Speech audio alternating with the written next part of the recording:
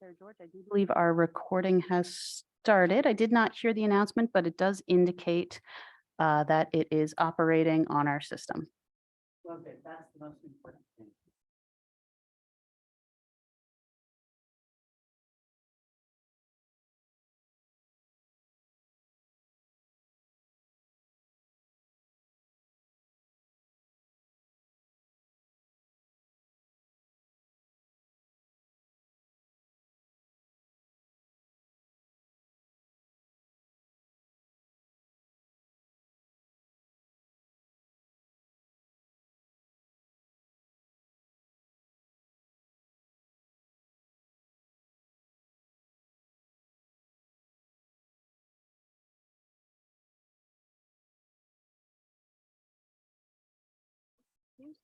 The microphone on. The first agenda item today is the appointment of the interim DEQ director. And as most people know at this time, Richard Whitman has moved up his retirement and offered a letter of resignation, which on behalf of the EQC, I have accepted. And of course, at that time, Deputy Director Feldon was, as she has so often done, serving in his stead. But it is up to the EQC to appoint an interim director. We also know that we are already in the process of recruiting the next director. So we have that underway, and we'll continue that on course, on schedule, and that position description is being distributed widely now. So Gary, I think you were going to help set the stage for this action. So I'll turn it over to you. Chair George, members of the commission, Gary Bruman, commission legal counsel. Stephanie, do we have a slide for this one, I think? So as you said, the first agenda item here is the appointment of an interim director. The EQC, as you all know, appoints the director under ORS 468040. And given that Director Whitman's last day is, I believe, on September 30th is the final day. So the recommendation is that the EQC appoint an interim director to begin on September 30th and stay, at the commission's pleasure until the hiring of a permanent director, whenever that occurs. So that up there is just the commission authority for appointing the director. It's short and sweet. It's your job to do that. And I'll go to the next slide, and we have just a proposed motion, and then I'll kick it over to you for discussion as you will. There's the form of the motion. If you have any questions, I'm happy to answer them. Okay, so before we dive into that discussion, does anybody have any questions for Gary about, like we said, kind of the legal construct around all of this? No, okay, I think we all understand that it's the EQC's job. All right, so what I'd like to do is go ahead and open the floor to discussion. If any of the commissioners would have a recommendation they'd like to bring forward for discussion about who should serve this role as an interim director, I'd like to open that floor for everybody's input at this time. Commissioner Kyle. So I do believe that Leah Feldon, as the deputy director, is probably the most qualified and has taken this role before. So to me, it seems very logical that she serves as the interim director, assuming that she's willing to take on that role. Well said. Other commissioners, do you have thoughts? Commissioner Slusher. Thank you. I agree with Commissioner Kyle. I think that Deputy Director Leah Feldon would be an excellent interim director for the agency. Thank you. Commissioner Addington.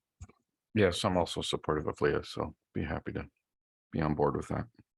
And just to let everybody know, I have spoken with Vice Chair Barrasso previously and again this morning, and he too rather anticipated that our deputy's name would probably be suggested, and he is in complete support of Leah Feldon filling that role until such time as we hire a new director for the Oregon Department of Environmental Quality.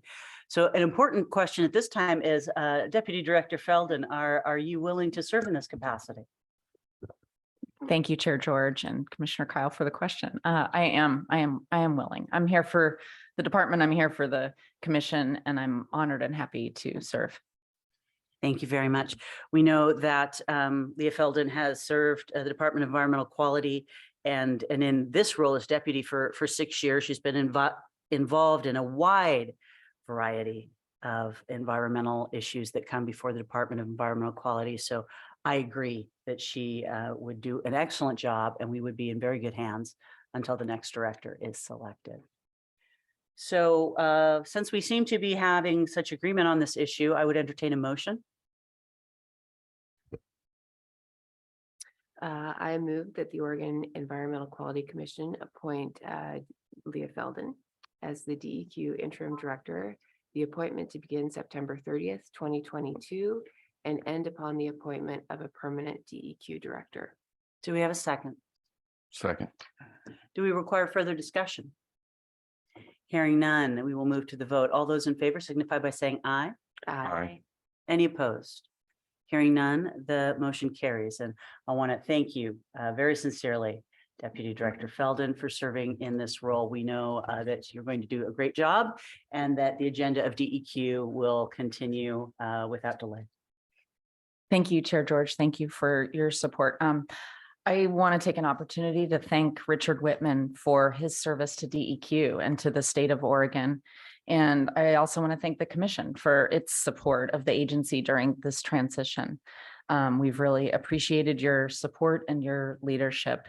Finally, I want to recognize DEQ's leadership team. They've been a source of strength and leadership for all of DEQ staff during this transition. And so we greatly appreciate that team. Thank you. Thank you, Leah.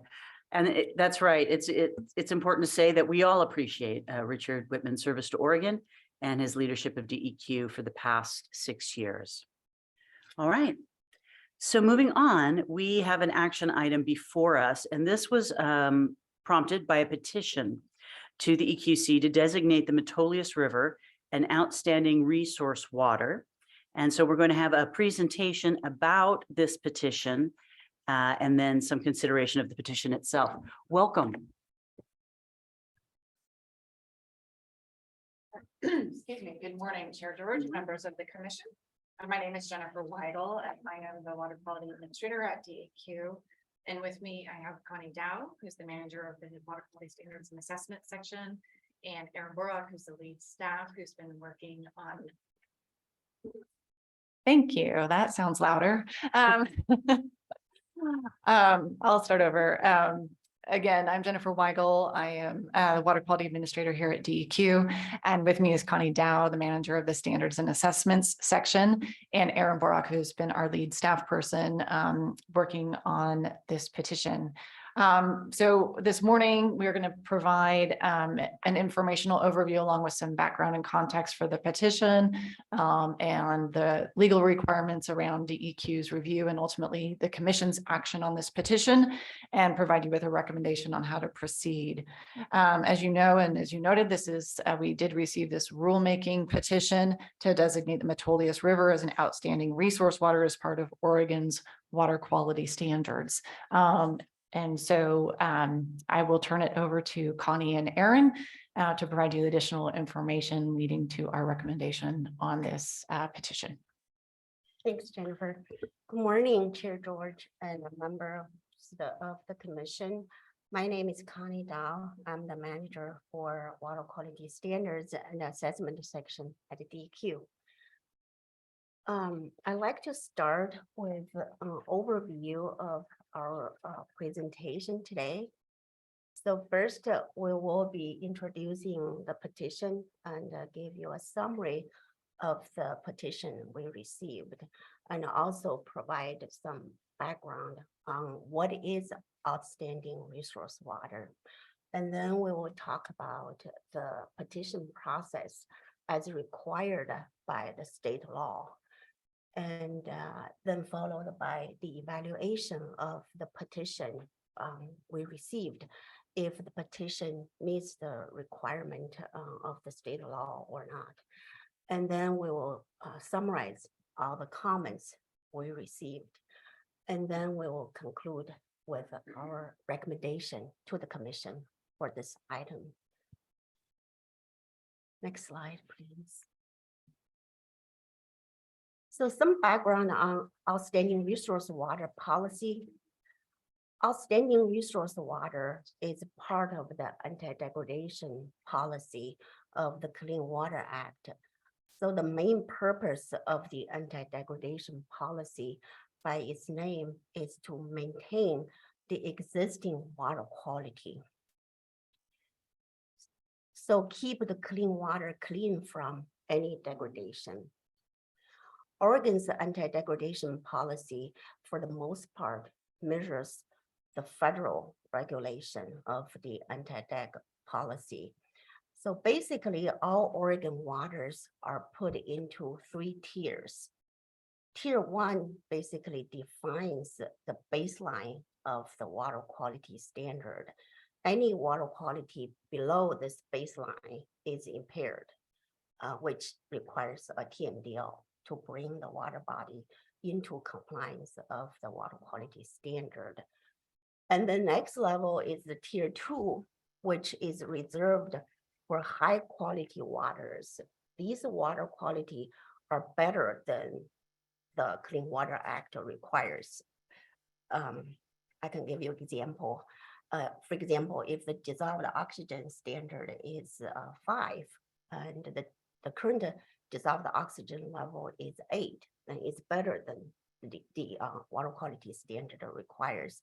And anti-degradation requires keep the existing water quality from degradation. And the third level, tier 3, is reserved for the outstanding resource water. These water quality are usually exceptional, and in addition to that, they have exceptional ecological and recreational values. So in conclusion, outstanding resource water is really reserved for the best quality of the waters in the nation. Now I will turn over to Aaron for discuss the petition process. Thank you, Connie. Chair George, members of the commission, I'm Aaron Borak. I work in the Water Quality Standards Program at DEQ. On June 27th, the commission and the DEQ director received a petition from the Friends of the Metolius and the Northwest Environmental Defense Center requesting proposed rule amendments to establish much of the Metolius River as an outstanding resource water and to establish policies to protect the current water quality and ecological values of the Metolius. Next slide.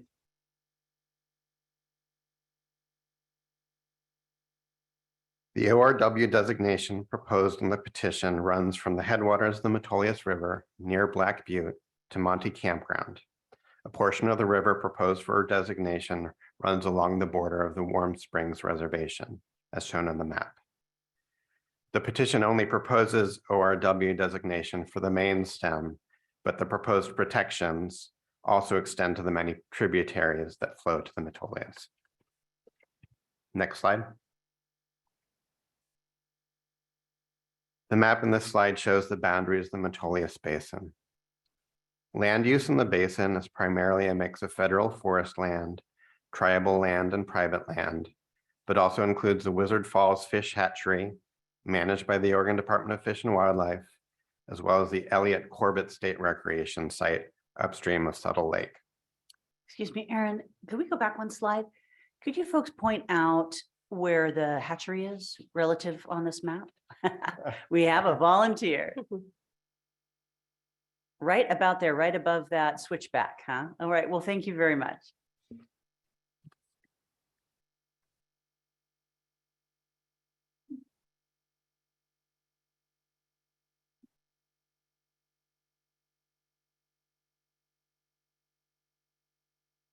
Proposed rule in the petition would prohibit new NPDES discharges or any activities that would degrade existing water quality and ecological values.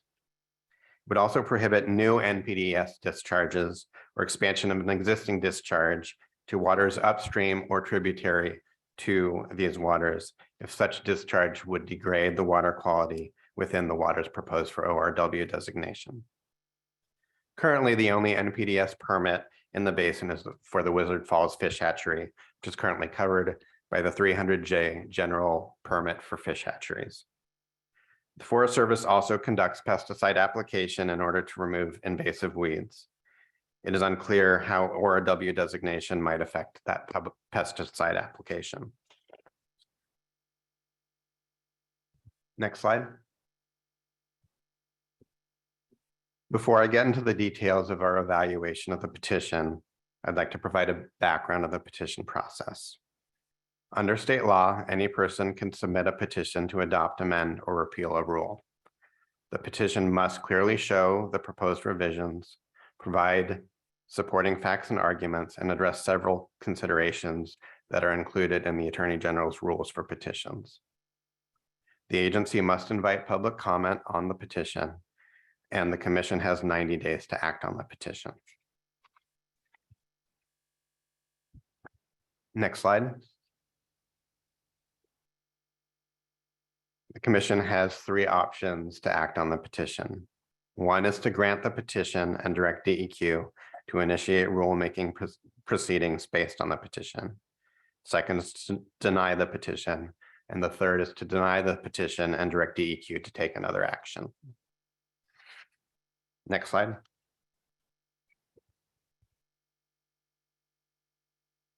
In evaluating the petition, DEQ looked at how well the petition met the following factors that are provided in the state rules for petitions. I will discuss some of these factors on the following slides. Next slide. DEQ agrees with the petitioners that the Metolius River is a special place. Public comments, even those opposing the petition, were unanimous on this point. The water quality, as the petition establishes, is pristine and is fed by springs that keep the water cold and the water quality stable. The Metolius supports the most robust population of bull trout in the Deschutes Basin and perhaps in the entire state. The river supports numerous species of salmon and trout and mountain whitefish, as well as many terrestrial animals and rare plants as described in the petition. Metolius is also well treasured for fly fishing, camping, and other recreation. Next slide.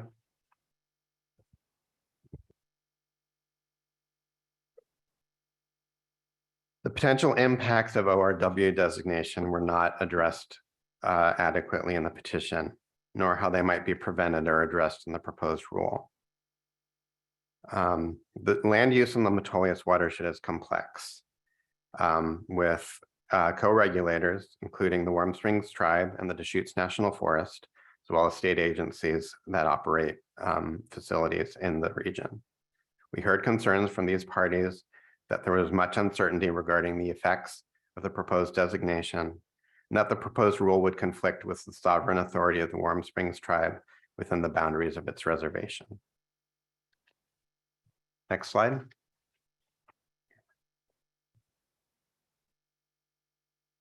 The state petition rule requires that the petition comment on a number of considerations. One of those is the complexity of the rule. As noted, the land use in the Metolius is complex, with co-regulators, commercial activities, many campgrounds, point sources, septic systems, a popular recreational destination at Settle Lake, residents, and more. As a result, implementation of ORW designation will be much more complex in the Metolius than for waters that we've previously designated as ORWs. And there's a higher chance of unintended consequences. We know that there are many types of human activities in the watershed, but the petition didn't discuss what ORW designation might mean as those types of activities are carried out. The petition rule also requires comment on the extent to which the existing rules overlap, duplicate, or conflict with other state or federal rules and with local government regulations. The Forest Service, when we met with them, asked questions about how compatible ORW designation would be with its management objectives. ODFW provided similar questions with respect to its operations at the Wizard Falls Fish Hatchery. The Warm Springs Tribe provided a letter opposing the petition because Oregon does not have the constitutional authority to regulate the Metolius River within the exterior boundary of the Warm Springs Reservation. Moreover, the tribes noted in its letter that it holds off-reservation treaty reserved rights, interests, and management authority along the entire Metolius River. Next slide.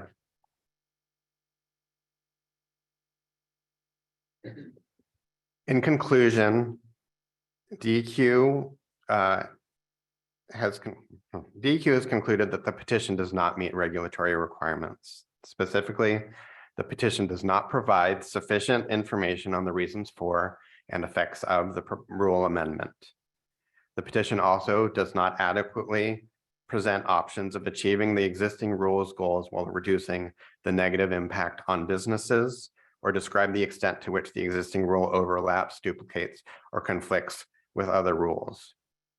The petition does discuss the degree to which technology, economic conditions, and other factors have changed in the rule in the area, but without much supporting detail.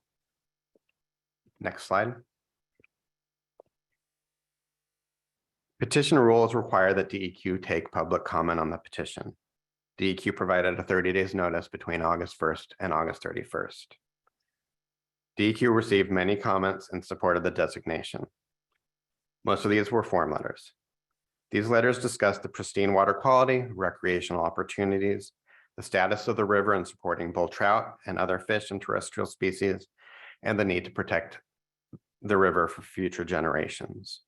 Some letters came from Camp Sherman residents or frequent visitors to the area with personal stories of visiting or residing in the area. 4 organizations, including Trout Unlimited, Oregon Wild, and Central Oregon Land Watch, provided letters of support. Comments opposed to the petition came from those who live in or own cabins along the Metolius, as well as the owners of the Camp Sherman store.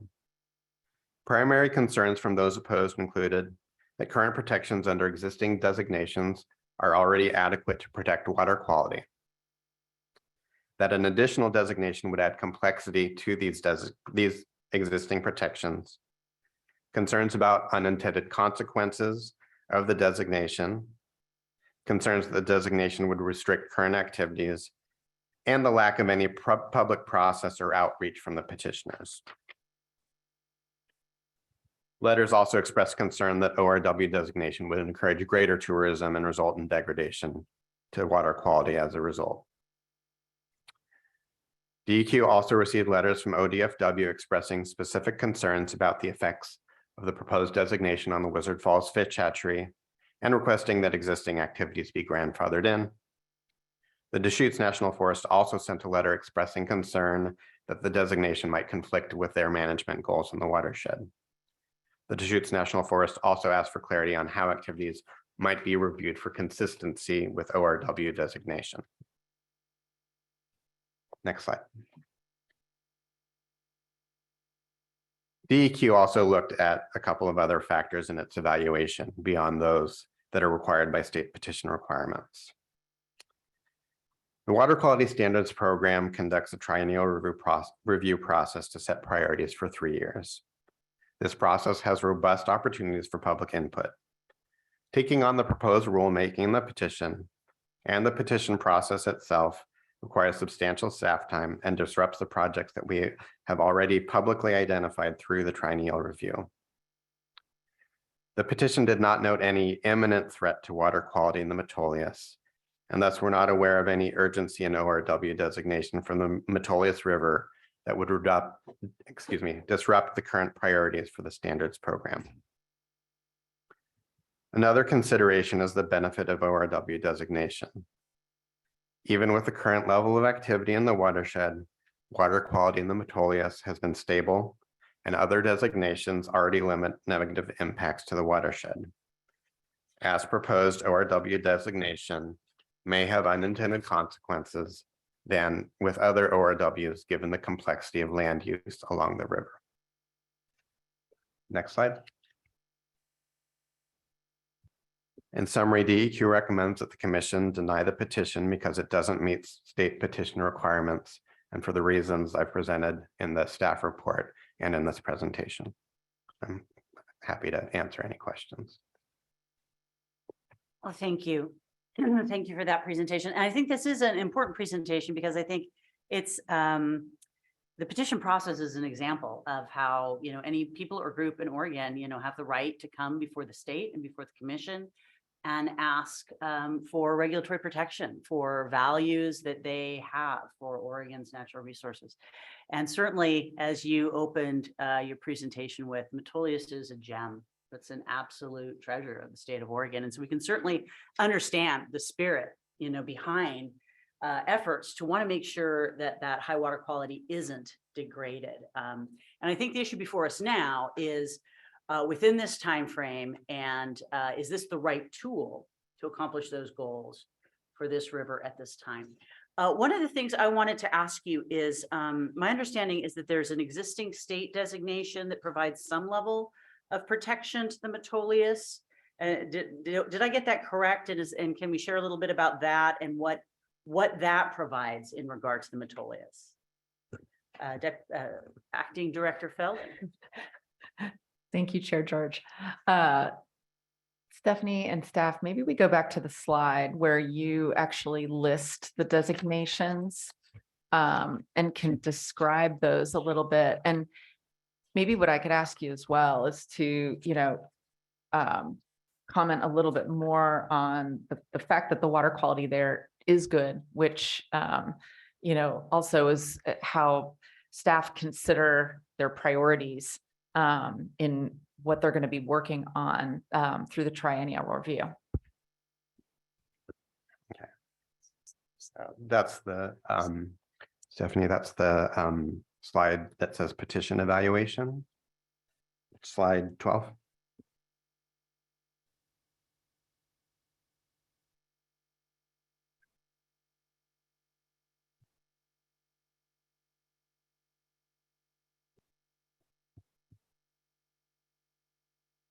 Thank you, Chair George.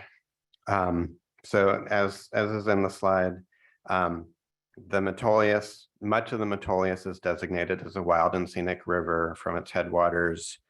I think not all the way down to its mouth, but for most its length. A shorter portion is designated as a state scenic waterway. And maybe the designation you were asking about is this designation as a state area of critical statewide concern. And that was a legislative action in, I want to say 2009, that limited the area from a large scale development. And I think it was specifically speaking to some large tourist or facilities for tourism. And so that petition or that designation already limits a lot of activity, development activity that could be degrading to water quality. And could you remind us, for those who might not be familiar, what protections the wild and scenic designation provides? Chair George. I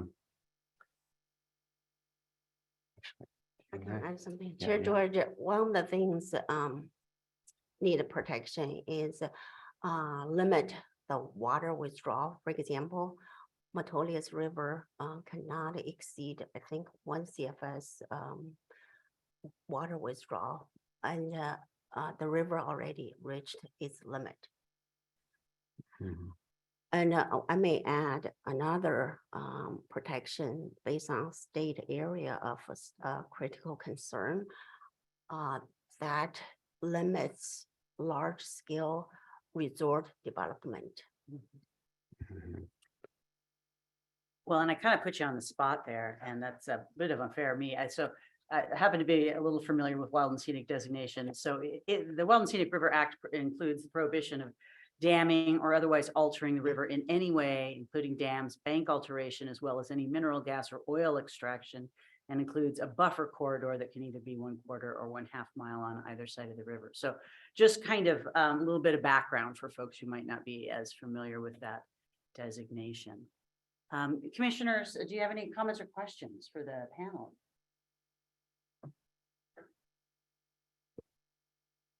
Commissioner Kyle. Yeah, so to me, I agree with you. This is such a gem and such an amazing component of Oregon, and I'm so glad that it does have the designations that it currently has. My concern, though, with this petition was the lack of consultation with the Warm Springs and the sovereignty. So to me, that was a bit of a sticking point in the process, not necessarily the intention of what it was. And until that gets ironed out, I don't think it's the right time to move forward with this personally. Yeah, thank you. And I can provide a little bit of information that was shared with me about that consultation. Most folks are at least somewhat familiar with Warm Springs Tribe. They have the federal authority to implement their own water quality standards on their reservation. And of course, whenever you have another jurisdiction, whether it be a state or a tribe that has a shared water body, the most protective standards apply to that water body, but also obviously the actions of one, whether regulatory or in the physical world, impact the other jurisdiction. And so that really is a critical issue here. The Warm Springs people, have a tremendous challenge being so rurally isolated, and I know just personally because of my work with tribal governments, I've been, trying to seek many opportunities to improve job opportunities and the economy on the reservation, which is challenging to anyone who is very highly rurally isolated.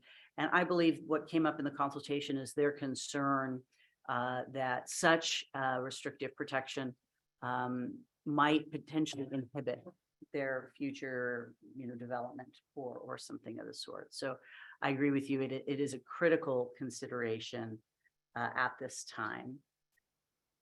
Any other questions? Yes, Commissioner Slusher. Oh, thank you, Chair George.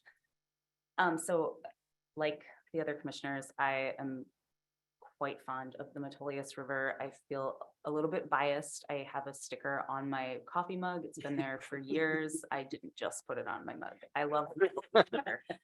I want to see it protected.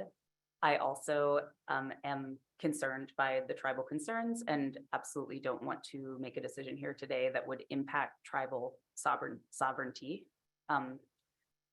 We did receive an email, the commissioners did receive an email from petitioners actually recommending that we deny the petition, but asking if it would be possible for us to convene an advisory committee or an advisory process to address the concerns. So to bring all the stakeholders together and really talk through some of these concerns and identify a solution that works for everyone. And so that is an approach that seems to make a lot of sense to me, but I want to raise it for discussion with the other commissioners as well. Thank you, Commissioner. Yeah, I think we can consider that an advisory committee. Again, I think what I wonder is if that's the right tool here, but I certainly appreciate the constructive suggestion made by the petitioners. An advisory committee would be a very large, I think, commitment of department resources.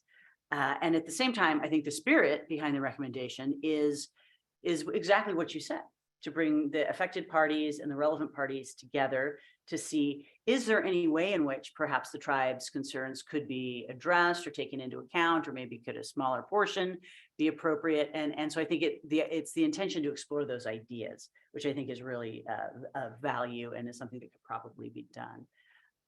Yeah. Leah. If I may, Chair George, and I'm gonna lean on Jennifer Weigel a little bit here. So staff and I have talked about that, the recommendation for an advisory committee. And one thing I would say for the commission to consider, and something that we felt a little concerned about, was the notion of committing other parties to a process, especially the Warm Springs. So that's something that we've discussed. And then the other piece that I want to mention is that we do have a public process for determining what sort of priorities the department works on. It's called the triennial review process. So I just want, this is what I want Jennifer to speak on a little bit, is that this petition process is Certainly not the only way and not the typical way that we get input from the public and any interested party from other nations, including tribes, and anyone really, in terms of what the department's priorities should be and where the public may see that there's a need. So Jennifer, could you just speak to that triennial review process that is the typical process that we go through for prioritizing water quality work? Yes, thank you, Chair George, Commissioner Slesser, and Acting Director Felden. A couple of things, I think Acting Director Felden stated it correctly. I think we do have a concern about, given the opposition that the tribe expressed during our consultation with them, committing them to a subsequent, which could potentially be a very time-consuming process. So both presuming participation and the time commitment that it might entail, that was a bit concerning to us.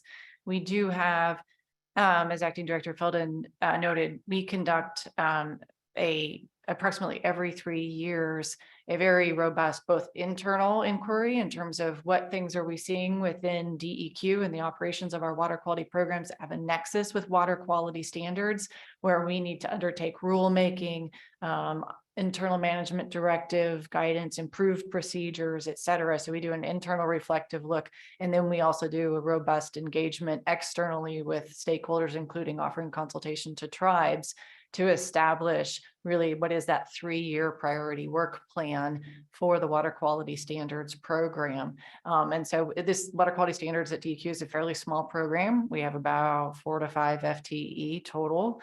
Right now, Aaron Borak here, who's sitting in front of you here today, has a key part in, for example, our aquatic life uses rulemaking that's going to be going out for comment fairly soon and coming to you for action in the spring. So this is just an example of some of the trade-offs that sometimes we have when things come in out, that aren't things that we had explicitly planned for. We have about 5 other projects in the queue for the water quality standards program. So those things are all occurring. We will be starting the next triennial review process about a year from now.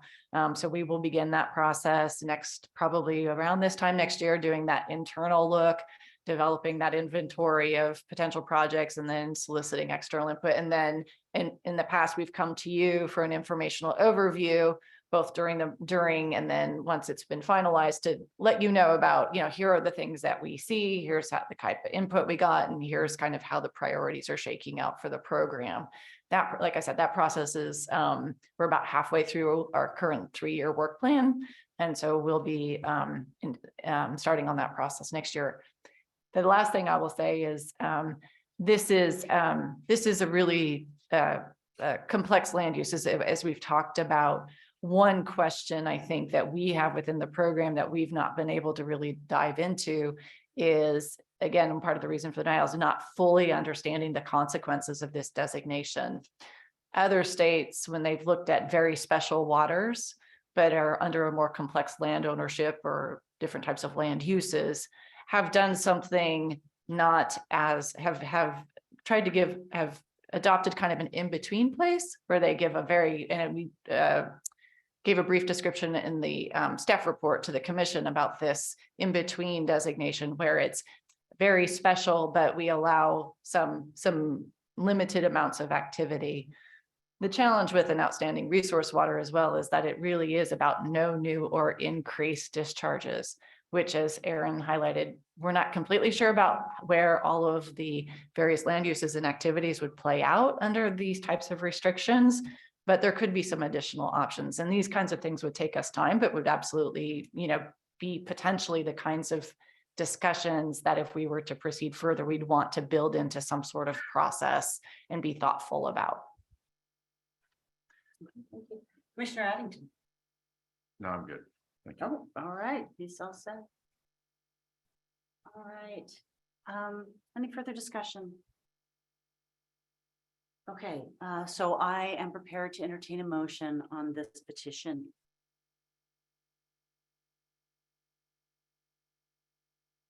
Mr. Powell.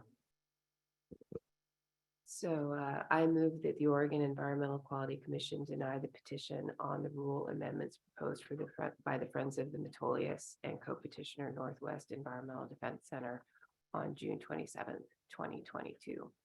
And I would like to just say that this was tough, but without proper consultation with the tribes, it's not going to work. So do we have a second? Second. Motion's been made and seconded. Do we require further discussion? Hearing none, those in favor of the motion signify by saying aye. Aye. Aye. Any opposed? With that, the motion carries. And your statement is appreciated, Commissioner Kyle. I hope the conversation does continue. I think exploring the idea, Jennifer, you shared around some protections that maybe aren't the full outstanding resource water, but again, help to provide maybe support and foundation to our anti-deg policies and the way we implement them, especially in these really special and let's face it, rare rivers of such pristine water quality. And I think it's well worth noting that. The petitioner is on Zoom, is connected, and has asked for a 5-minute opportunity to respond or provide us some communication. And so we'd like to go ahead and let that happen. Welcome. Thank you, Chair George, commission members. Just one moment, we can't hear you just yet.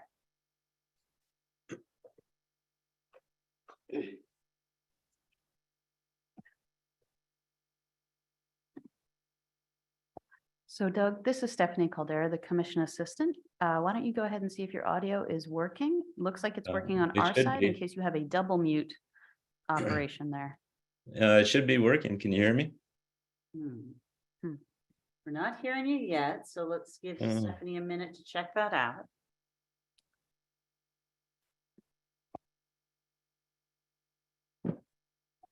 I apologize, but could you please try again, Doug? Is it working now?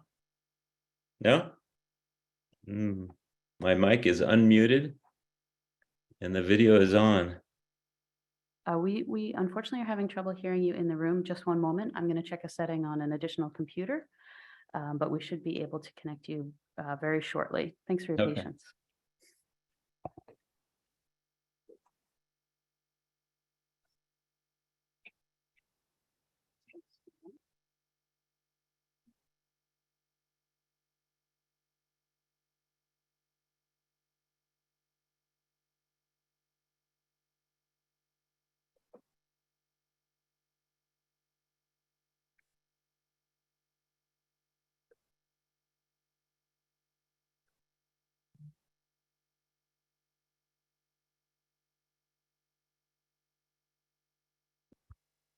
And Doug, with your indulgence, may I ask if Jonah Sanford could test his audio? We can verify if it's an in-room issue or an individual account issue. And I do apologize for the delay. Yep, can you hear me? This is Jonah.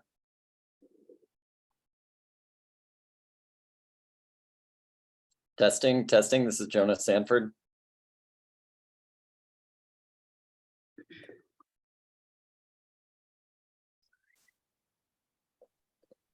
Jonah, I can hear you.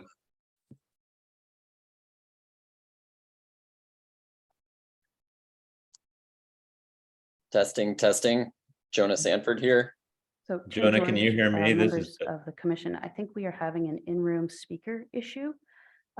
If I could have approximately 2 minutes to try to troubleshoot this, we can take a brief break, and I apologize for the delay on this morning. No need to apologize. Technology sometimes plays a few tricks on us. So just if you have time to stand by, Doug, we'll get this resolved and we'll get an opportunity to hear from you. okay. And I will pause the recording while we do a little troubleshooting just in case. So Sounds just good. one moment.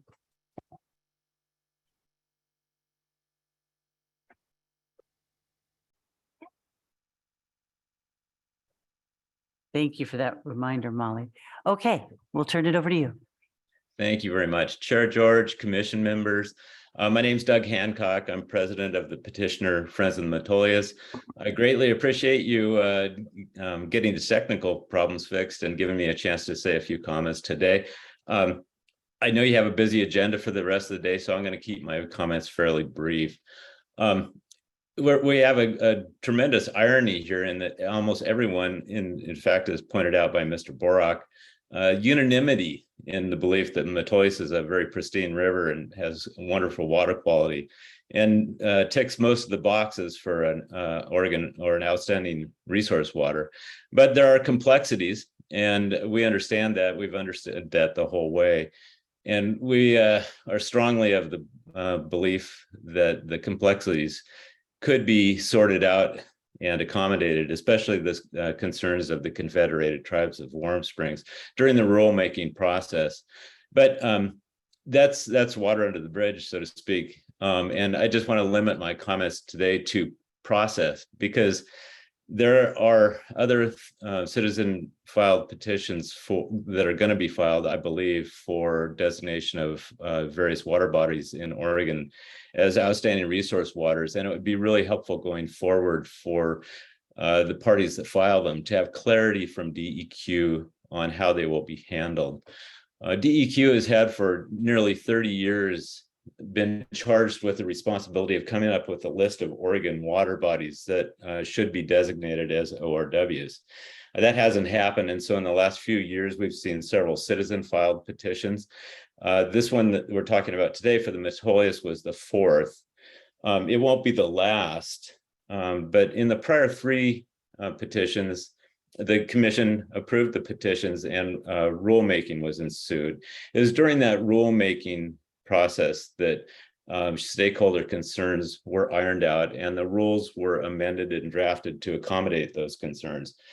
In this case, again, going back to the Metolius, that would have been a wonderful opportunity to address the Warm Springs Confederated Tribes concerns and the Forest Service and the various state agencies and other stakeholders involved. But going forward, I believe that any petition should be approved or denied based solely on the merits of the water body and whether it meets the standards that are pretty well articulated for ORWs. The complexity of the issues, it should not be a criteria for approving or denying the petition. Instead, those should be sorted out during the rulemaking process. So that would be helpful in the process. As I said, in each of the three prior ones, the petitions were approved and rulemaking ensued, and advisory committees were formed, and those important stakeholder issues were vetted and sorted out, and the rules were amended. Then it goes back to the EQC for approval of the rules, and that's a good way forward.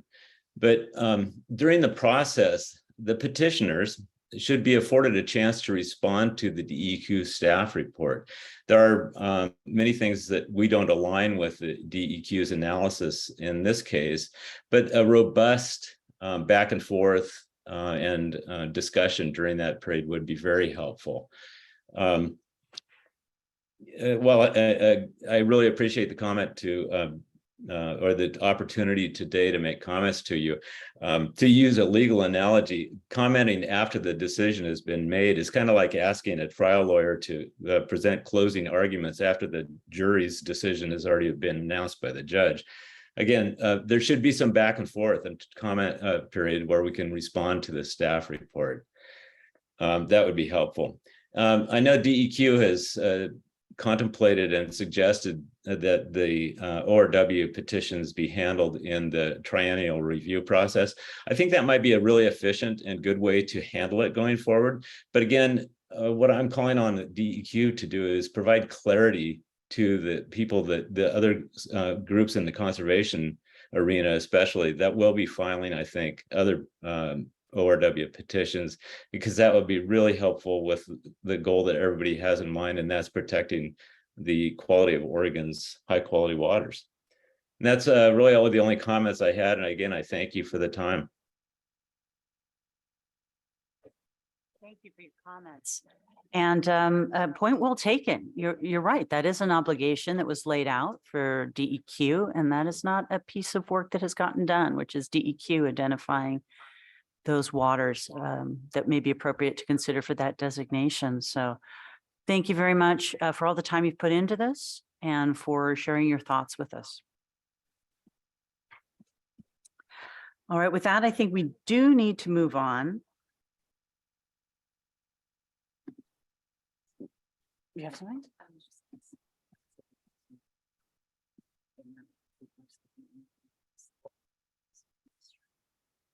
Okay, so I'm sorry, you think you have a suggestion about how to handle the echo? I was just wondering if that phone could be muted when somebody, oh, thank you. Thank you. Perfect. Wonderful. Thank you very much. All right. With that, we do need to move on to the Clean Fuels Program rulemaking. And we will welcome, thank you, everyone. We will welcome Colin and Corey Ann up to the panel. Thank you for joining us. And thank you for folks on the phone. Vice Chair Barrasso, I would like to affirm that you can hear the proceedings, and just wanted to check that you are here on the phone for your participation in today's item and meeting.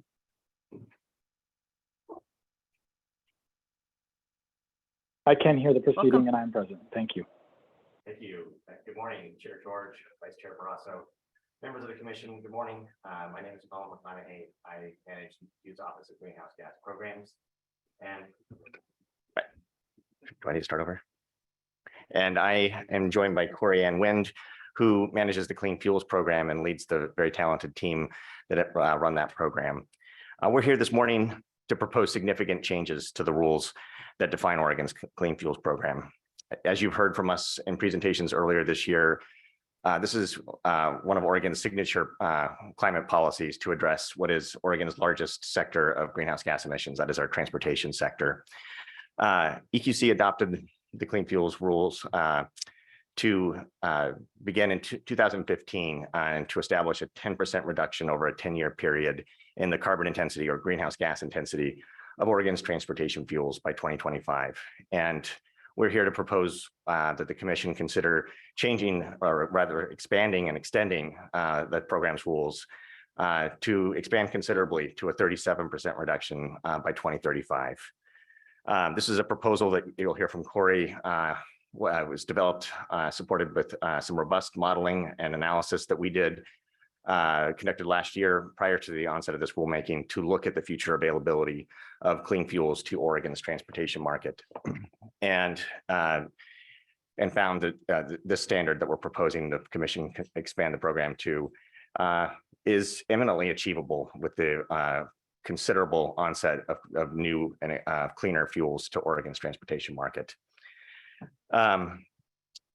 So I'm going to hand it over to Corey to walk through this proposal in some detail. But before I do that, I do want to acknowledge the team of staff that Corey leads that were instrumental, not just in running this program day to day, year to year, but in this actual rulemaking in the development of these rules. Stephanie Summers is the program's reporting specialist, handles so much of the day-to-day, quarter-to-quarter reporting that this program operates under. Bill Peters is the program's market analyst. This is a market-based program, and as such, we need to be robustly analyzing in that market, the generation of credits and deficits, the trading that occurs in that marketplace.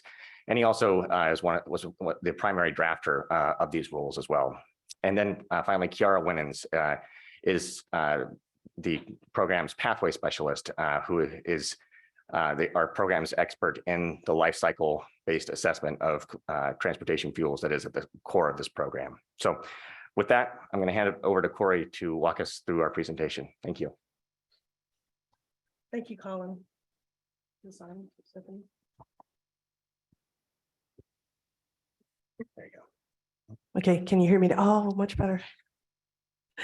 And then I'm gonna, Stephanie, just to confirm, you're going to be changing the slides then? Thank you. This is Stephanie Caldera, Commission Assistant. On the Zoom, we will share screen for these slides. To note, commissioners cannot see these in room, but they have received a paper copy. So that will be shared on the Zoom in just a moment. Okay, thank you, Stephanie. Okay, so good morning, Chair George and commissioners. For the record, my name is Corey Ann Wind, and I am the Clean Fuels Program Manager. I am delighted to be here today to present staff's proposal for the expansion of the Clean Fuels Program. So next slide. As Colin mentioned in his introduction, this is the This represents the current clean fuel standards. So the targets are currently set, thank you. It's so much easier with the slides. So this graph represents the program's current clean fuel standards with a target set at 10% carbon intensity reductions in 2025. We're currently in year 7 of the program, requiring a 5% reduction. And as we near the end of this first 10 years of the program, it was time for us to look to the future of the program. Next slide. As we looked to extend the program, there were 3 main pieces of work that we use to inform the rulemaking process. So first, we held a stakeholder listening session to get an idea of what our stakeholders are looking for in an expanded program. Second, we contracted with a consultant to help us design scenarios of what the future of transportation fuels might look like in 2035. The assumptions for the scenarios did involve stakeholders when we set up those assumptions, and they were largely drawn from the adopted and anticipated regulations that we see into the future, as well as the expertise of the stakeholders of how the market could evolve into the future. The scenarios are used to estimate the amount of greenhouse gases and the carbon intensity reductions of what could be achieved. And lastly, we also contracted with researchers at the University of California, Davis, to estimate what the impact of an expanded clean fuels program might be on Oregon's environment, as well as the Oregonians that live here. So we'll walk through all 3 of these in the upcoming slides. But I'd also like to add here about the stakeholder engagement process this time around for this rulemaking. It was very robust. All of our meetings were virtual. We had rulemaking advisory committees, workshops, technical workshops. They were all via Zoom. They averaged over 100 participants for each of these meetings. And typically pre-virtual, we would have maybe 30 to 50 people in a room, and largely paid participants that it was their jobs to attend. And so this increased engagement really did bring together a lot more individuals from the public. And really, it was really good for staff to hear these different perspectives from the public, as we move through this very important rulemaking. Okay, next slide. Okay, so as I mentioned, the stakeholder listening session, this was pre-formal rulemaking, and it was to really just get a feel for what the interest was from the stakeholders. So the stakeholders for the Clean Fuels Program include fuel producers, marketers, distributors, people that are entities that are responsible for actually, getting the fuels out to the market.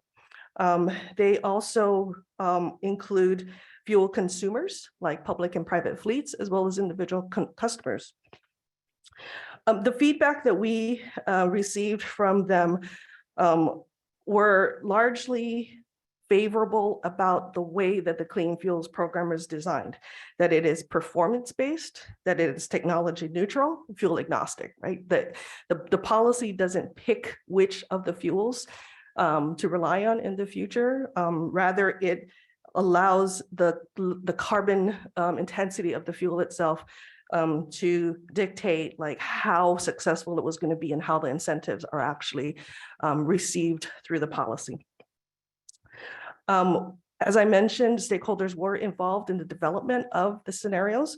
And so this listening session was also an opportunity for those same stakeholders to observe that targets that beyond 25% carbon intensity reductions were feasible given the regulatory and market landscape of that they saw. In addition, the presence of a strong cost containment mechanisms protect fuel consumers against those unintended impacts, and the addition of periodic reviews would be able to provide a way to show progress towards those future targets, as well as opportunities for adjustments in the future if they were needed. And lastly, specifically, stakeholders asked We'll also identified that additional incentives were needed to advance hydrogen as a lower carbon fuel. So I'm going to pause here just for a sec so that you can kind of look at these items on this slide, because I will be referring back to them several times in the future as we developed our proposal, remembering what our stakeholders told us at the beginning of the process. Okay, so next slide. So considering that input from the stakeholders, staff are now proposing the following targets. So starting at the 10% carbon intensity reductions in 2025, then following with having 2% annual reductions between 2026 and 2030 to achieve 20% reductions by 2030. Then after that, following having a 3.4 annual reduction between 2031 and 2035 to ultimately achieve a 37% reduction in 2035. The inflection point in 2030, when it goes from the 2% annual reductions to the 3.4% annual reductions, that corresponds to when we anticipate a rapid increase in electric vehicle adoption due to ZEV regulations. Okay, next slide.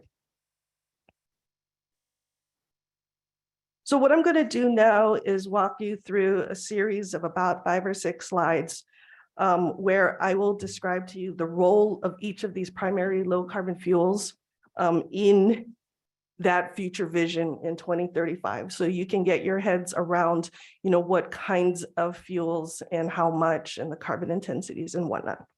Okay, so you've seen this slide before, the graph on the left. We've used it in previous presentations. But I do want to make sure that we orient you to this graph again. So on the left axis, it's the number of credits that a particular fuel generates. So the credits are in tons of greenhouse gas emissions. And so that's the left axis. The right axis really focuses on the carbon intensity reductions that then these fuels can achieve in the future. Okay. But first, we're going to start with the bottom. So I'm going to be looking at the bar charts and the colors of the bars, and then working our way from the bottom to the top. So first, starting at the bottom in green, the green represents ethanol. So the assumption is that an increasing amount of ethanol is going to be blended into gasoline, ultimately reaching 15% in 2035. Because of the clean fuels credits, of the value of those credits, higher blends of ethanol into gasoline actually bring down the cost to consumers. So the cost of E15 will be cheaper than the cost of E10, a 10% blend, for example. The carbon intensity of ethanol has steadily decreased since the beginning of the program and will continue to decrease as biorefineries become more and more efficient. And while corn is currently the dominant feedstock of how the ethanol is made, in the future, it will also be made from wheat, sorghum, and other waste products. And they're all typically lower in emissions. And so that is another trend that is that's favorable as far as continuing to lower the carbon intensities of the ethanol. I'll also note here too, carbon capture and sequestration technology is well suited for the ethanol production, and CCS projects are coming online very soon. And actually, there's a project that's actually in the process of being commissioned right now. And so this technology applied to ethanol refineries does have the potential of lowering the carbon intensity by about 50%. So bringing the carbon intensity of ethanol down, in half, so maybe about 30 grams as opposed to, the 55 or 60 that we see now. So it is going to be a major reduction potential for ethanol. Okay. Next slide. Okay, so now let's jump to the next bar, which is the dark blue bar. So that represents renewable diesel. So renewable diesel is an up and coming low carbon fuel that is a drop-in replacement for petroleum diesel. Does not require any changes to existing fleet or fueling infrastructure. Fleets love renewable diesel because it produces less soot, decreases maintenance costs, and smells better, in addition to the emissions reductions that it gets. Currently, about 6% of the diesel pool is renewable diesel. And in this scenario, we assume that this increases to 25% in 2035. Renewable diesel is an especially important low carbon fuel for fleets that are most difficult to electrify. And we're thinking about things like marine applications, rail, and off-road equipment. And so it's imperative that we have the supply of low carbon replacements to be used to supply the engines until they do switch to zero emission technologies. So the biggest criticism at this time is that there just isn't enough supply to meet the large demand for renewable diesel. And hopefully that will change soon, as many projects are set to come online next year and the years to come. And the expanded targets in the proposal in this rulemaking today will ensure that the market knows that Oregon wants those gallons here. Okay. Next slide. So next, let's jump to the next bars, which is the light blue bars, and that represents biodiesel. So biodiesel has a long history of use in Oregon, as the state is required that all diesel in the state use 5% biodiesel, and that goes back to the mid-2000s. The most current data from the Clean Fuels program actually shows that in reality, about 12% of the diesel pool is being displaced by biodiesel currently. So well in excess of the required 5%. When the scenario was developed, it was assumed that we would have a 10% blend rate as part of the analysis. And so here is an area where the current data actually shows that we're outperforming what the model assumption was. And so this is a place in the modeling where it is conservative and there could be more credit generation from biodiesel. And that high level of adoption currently is largely driven by the fact that, again, the clean fuels credits that are associated with this low carbon biodiesel really values that product. So a 20% blend is cheaper than a 5% blend that is available to the fleets. And that is what's driving more use of biodiesel in the state. Most of the biodiesel in the state in Oregon is either made from used cooking oil, like you saw at your field trip at Sequential yesterday, or from another feedstock, canola, primarily as the other large source of biodiesel.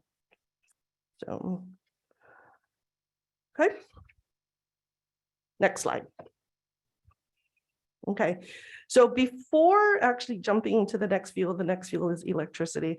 I just wanted to back up a little bit and do a little bit reminder of how electricity generates credits in the Clean Fuels program, because it is a little different. It's a lot more detailed in its application. And so we're going to just run through these categories. So the regulation specifies different entities to be eligible to generate credits depending on the category of the vehicles.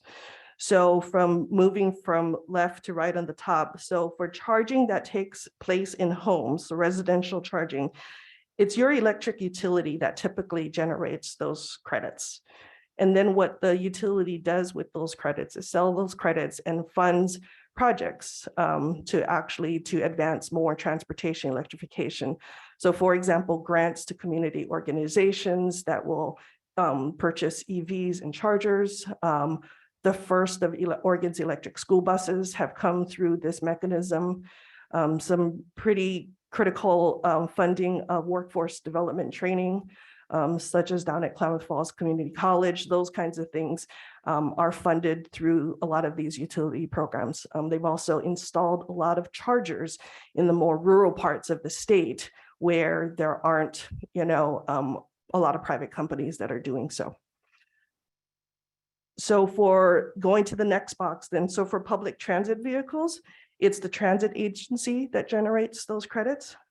For transport refrigeration units, right? You see all the food in the that is being distributed, and all of those are refrigerated. So those actually burn diesel. And so those have electric applications now. So it's the owner of those units that generate those credits. For forklifts, it's the forklift owner. For charging that occurs in the public, at workplaces, for fleets, and for multi-unit dwellings, it's the charger owner that generates those credits. For cargo handling equipment, for vessels that are connected to shore power systems. And what we're proposing today to the addition of ground service equipment at airports. These are all the charger owners is who's eligible to generate these credits. And the reason for designating different entities in different categories is primarily an attempt to return the value of their investment in the systems back to those investors, so that they can recoup some revenue for their investment that they've made. Or alternatively, sometimes the designation is made because it's the entity who has the ability to best document how much electricity is actually dispensed from those units, because that has to come back to the agency, and that's that we need that robust reporting to be able to generate those credits. Okay.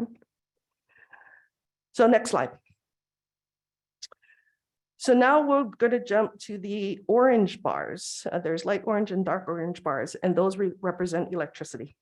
So what you see here is a dramatic growth in credit generation from electricity, largely driven by the legislative goal to achieve 90% of new light duty cars to be electric in 2035. That's Senate Bill 1044.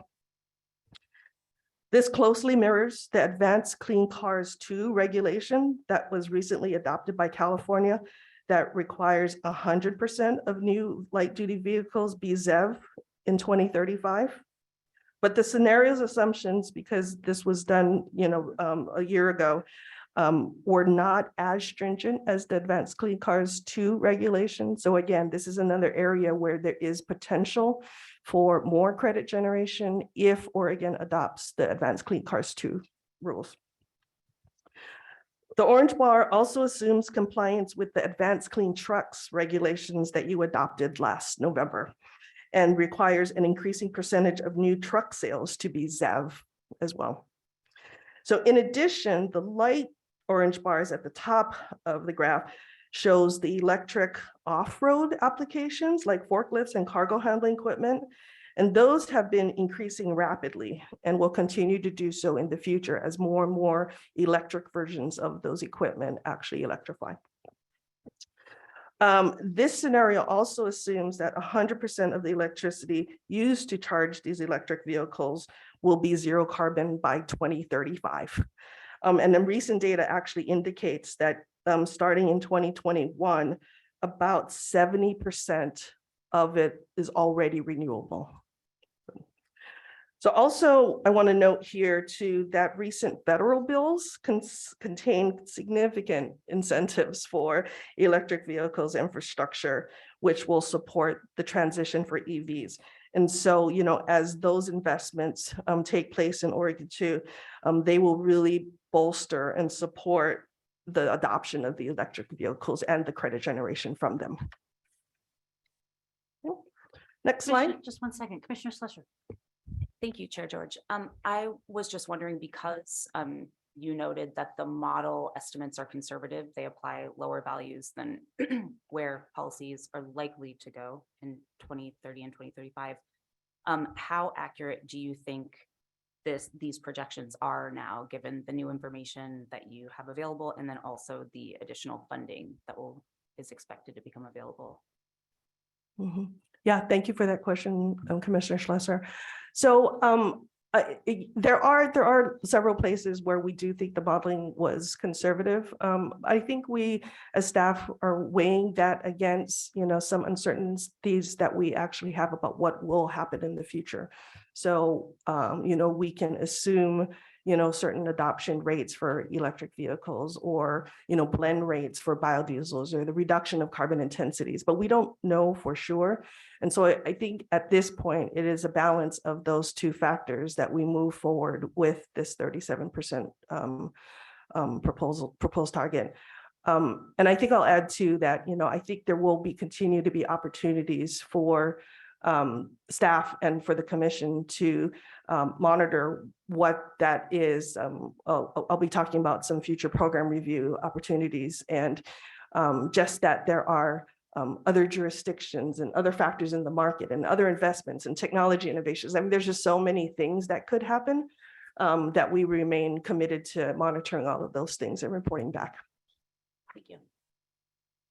Actually, Corey, if I could add, Commissioner Schlosser, I think some of that uncertainty that Corey is describing comes from the truly remarkable change that these graphs show. I don't think it necessarily jumps off the page to most viewers what an incredible change in the mix of transportation fuels this chart is showing. And so, I mean, to the tune of, never has there been, at least in any kind of recent historical context, a change this dramatic, this quick in the transportation fuels market in Oregon. So while we have a lot of faith in these policies and the funding that's available and the changes we're already seeing start to happen, I think just the considerable shift that this is portraying is causing some caution, making sure that this is truly going to happen. And that's a big reason for building in some of the program reviews that Corey just alluded to. I think we'll describe those a little bit more in the future.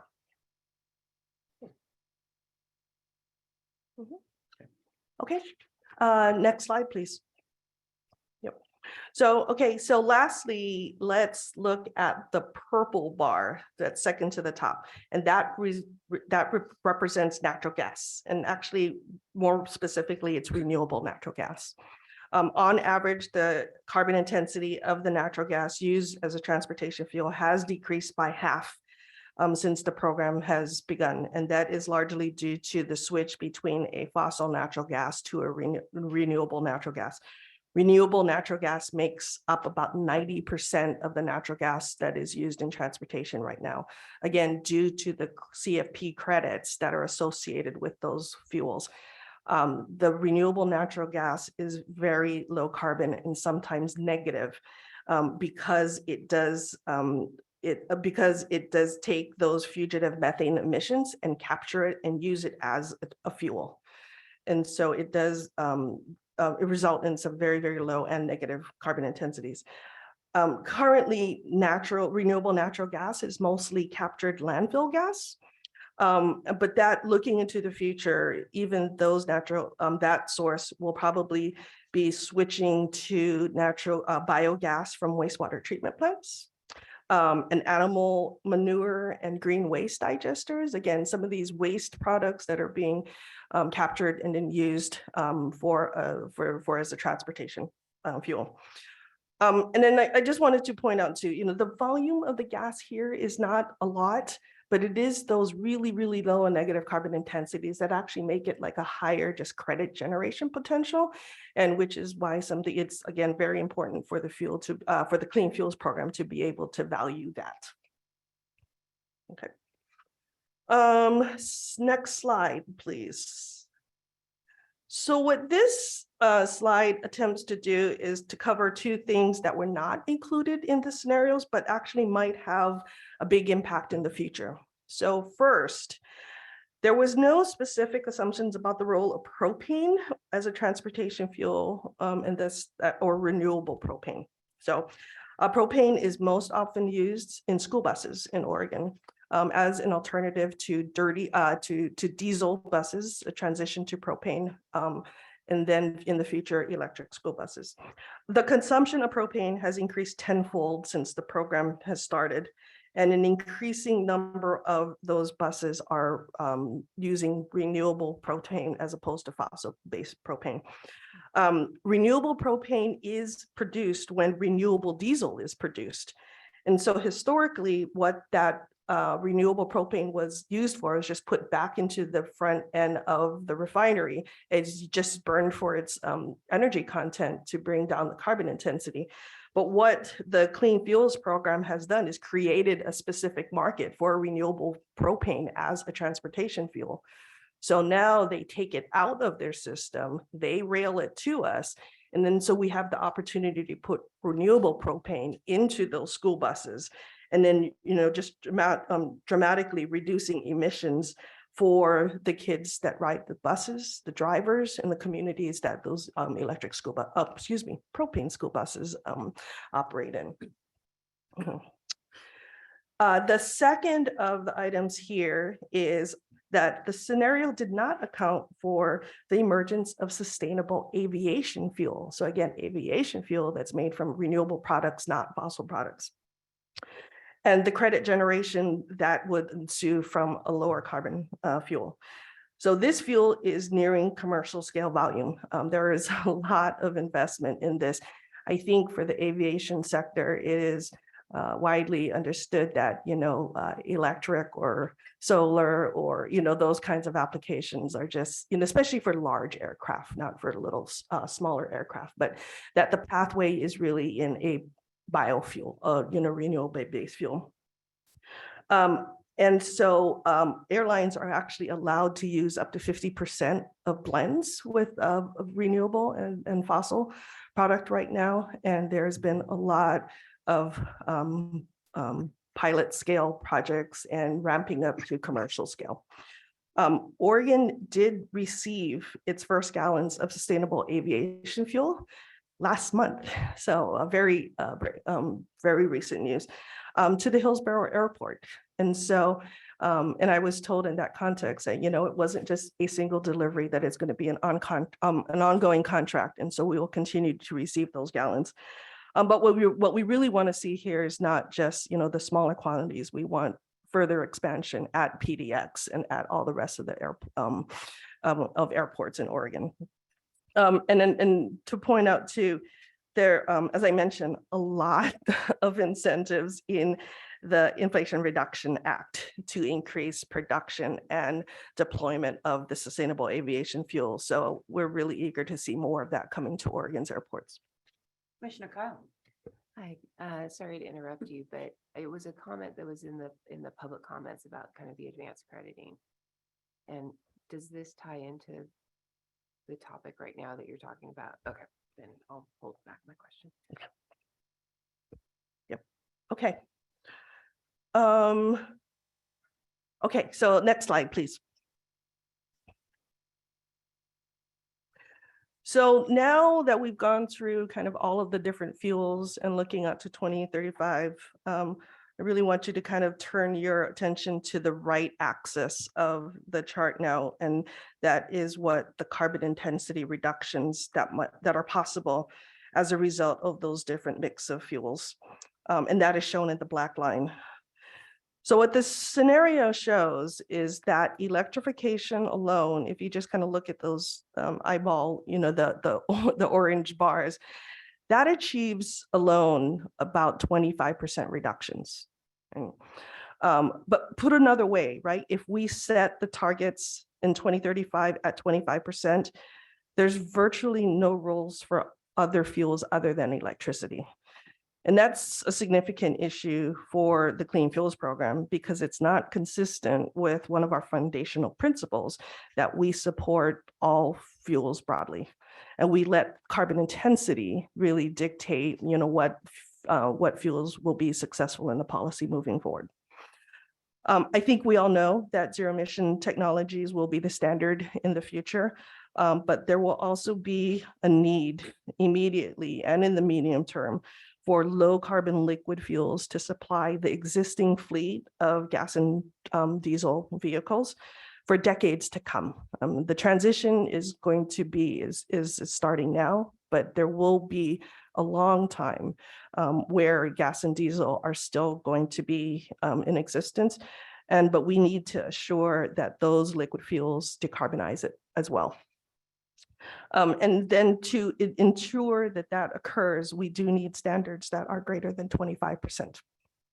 So the question then becomes to staff is how much over 25% should the program target, right? So this is largely driven by the volumes and the carbon intensities of the biofuels that I just covered. So, 15% ethanol in gasoline, the 10% biodiesel, 25% renewable diesel. It's really easy to see more of that in the future. I think if you look to California as a way of a state that is further along in the program, in the first quarter of 2021, I believe 44% of their diesel pool was renewable, either renewable diesel or biodiesel. And that's without any kind of mandates, right? This is the market driving that blend rate. And so it is easily conceivable to see that happening here.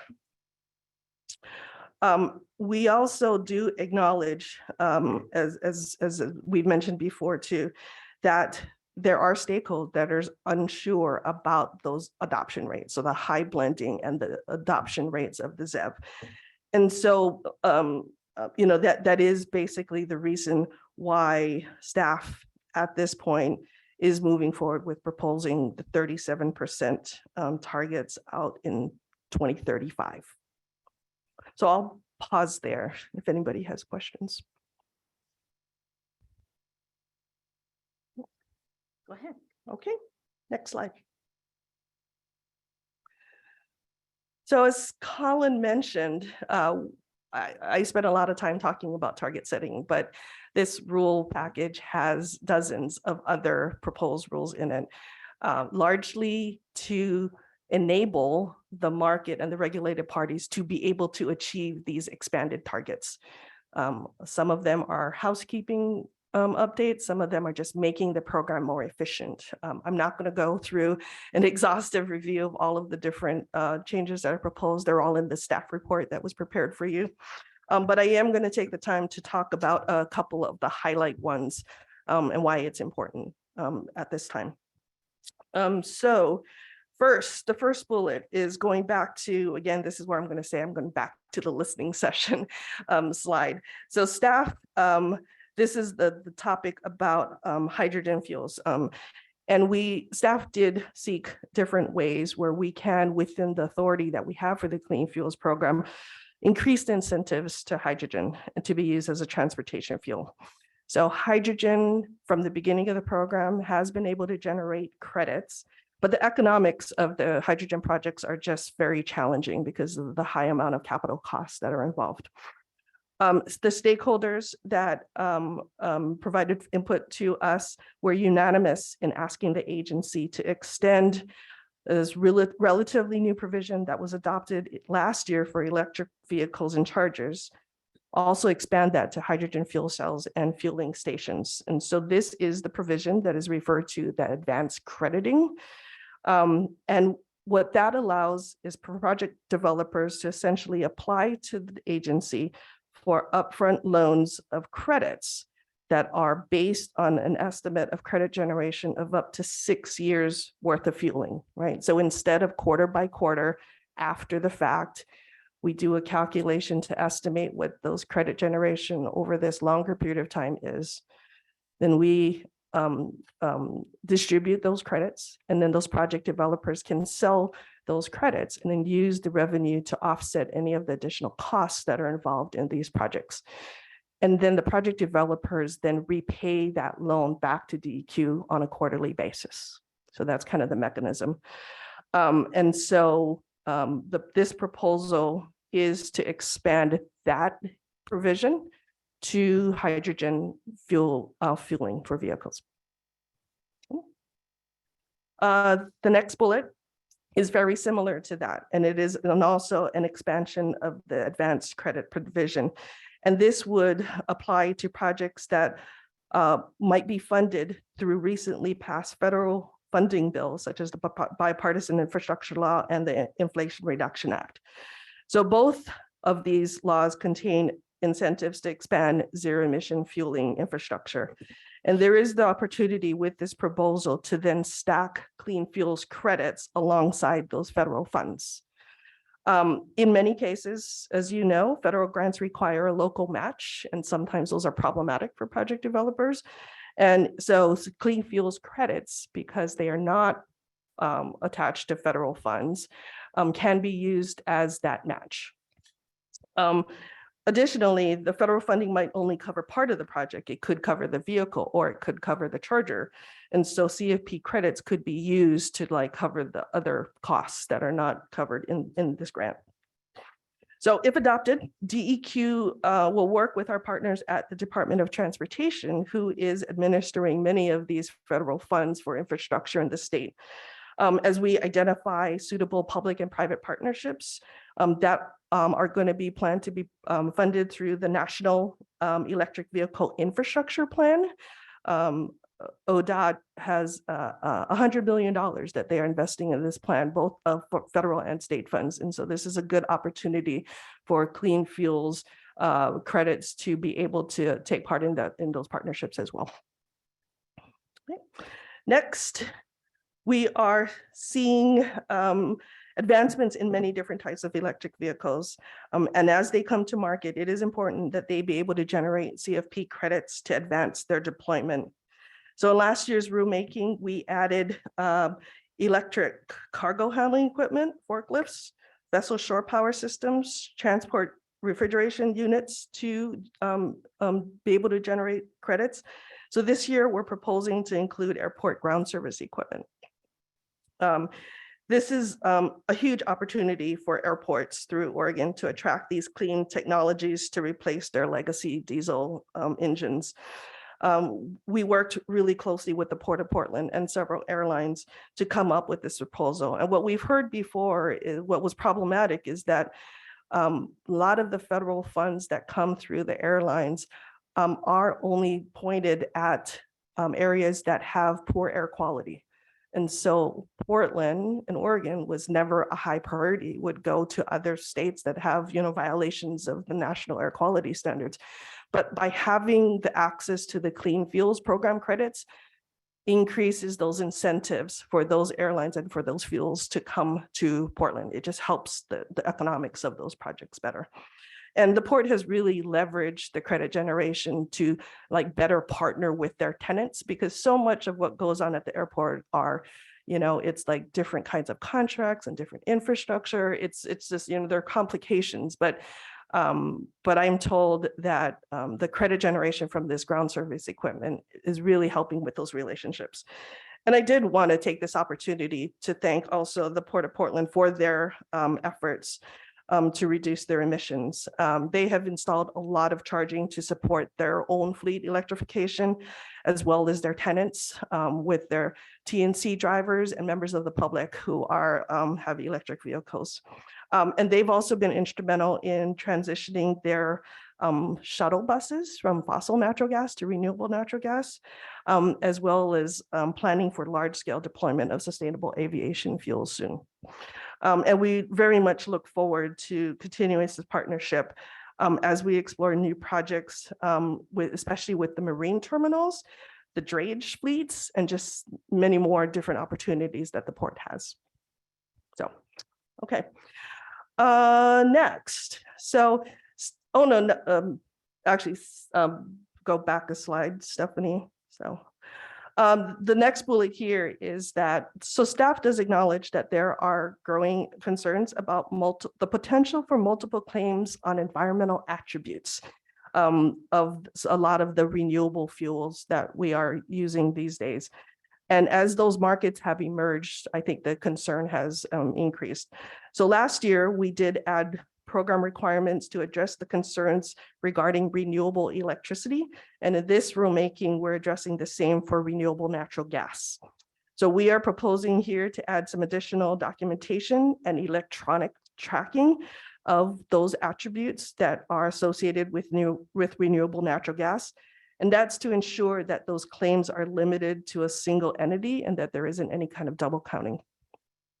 Okay. And lastly, as the program expands and the market expands, it is imperative that our ability to enforce against the violations of the regulations also expand.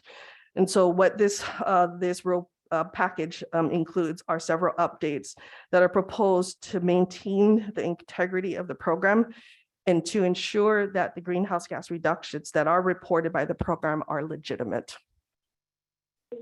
Next slide. Chair George. Okay, so going back to, again, the listening session slide. Stakeholders requested here mechanisms to review the program periodically. So during the rulemaking advisory committee, staff did propose such a review for 2029. And then receive additional comments from stakeholders and are now proposing an additional review in 2026 as well. So one of the concerns that was raised by stakeholders about expanding the targets at this time is, how do you expand the targets if you don't know whether the initial targets have already been able to be achieved or not? Brianne, let's pause for just a second. I think Commissioner or Vice Chair Barrasso has a comment. I think it's Sam, can you hear us or can we hear you? I can hear you all. Can you hear me? Oh, Stephanie's on it.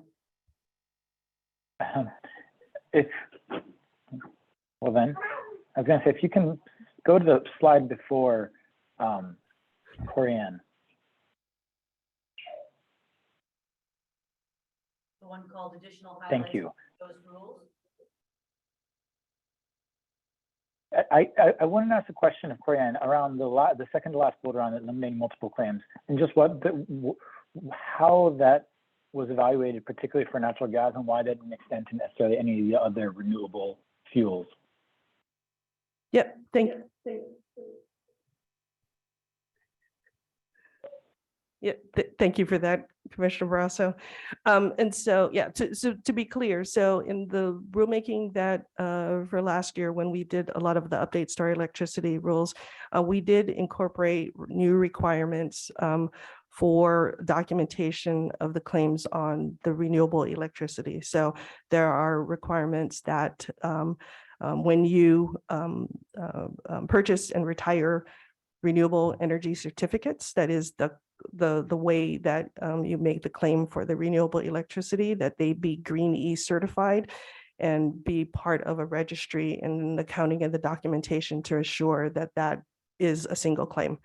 So what this proposal does is implement a similar process for renewable natural gas. And so there is a system and a registry that's in place, and it's called MRETS. It's one of the it's a current system, but we know that there are additional systems that are being talked about as and then so that's similar. So attestation documents, contractual language to ensure that the parties are handing over these attributes when they're purchasing the fuels, and then the registry to keep track that they're retired so that there can only be a single claim on that. So it actually brings the renewable natural gas up to the same level as what we require for the renewable electricity. So then, Corianne, I would just say that if I'm hearing that, then it sounds like you're applying it there because there's a specific sector that has a marketplace for those credits. For instance, you're not necessarily saying that you would create this same sort of approach for renewable diesel, because I'm not necessarily hearing that there's sort of this marketplace to capture those renewable attributes for renewable diesel.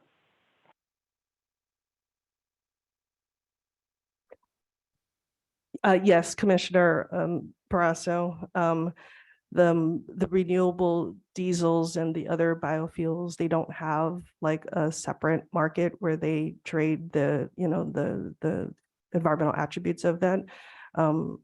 It's the clean fuels credits that are the attributes that are associated with those fuels. And so that is entirely within the clean fuels program.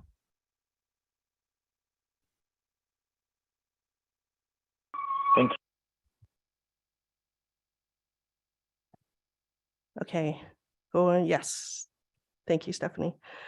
So the program reviews. So let's see, one of the stakeholders' concern was about, knowing like, how can we expand the targets now without knowing whether the initial targets were achieved in 2025.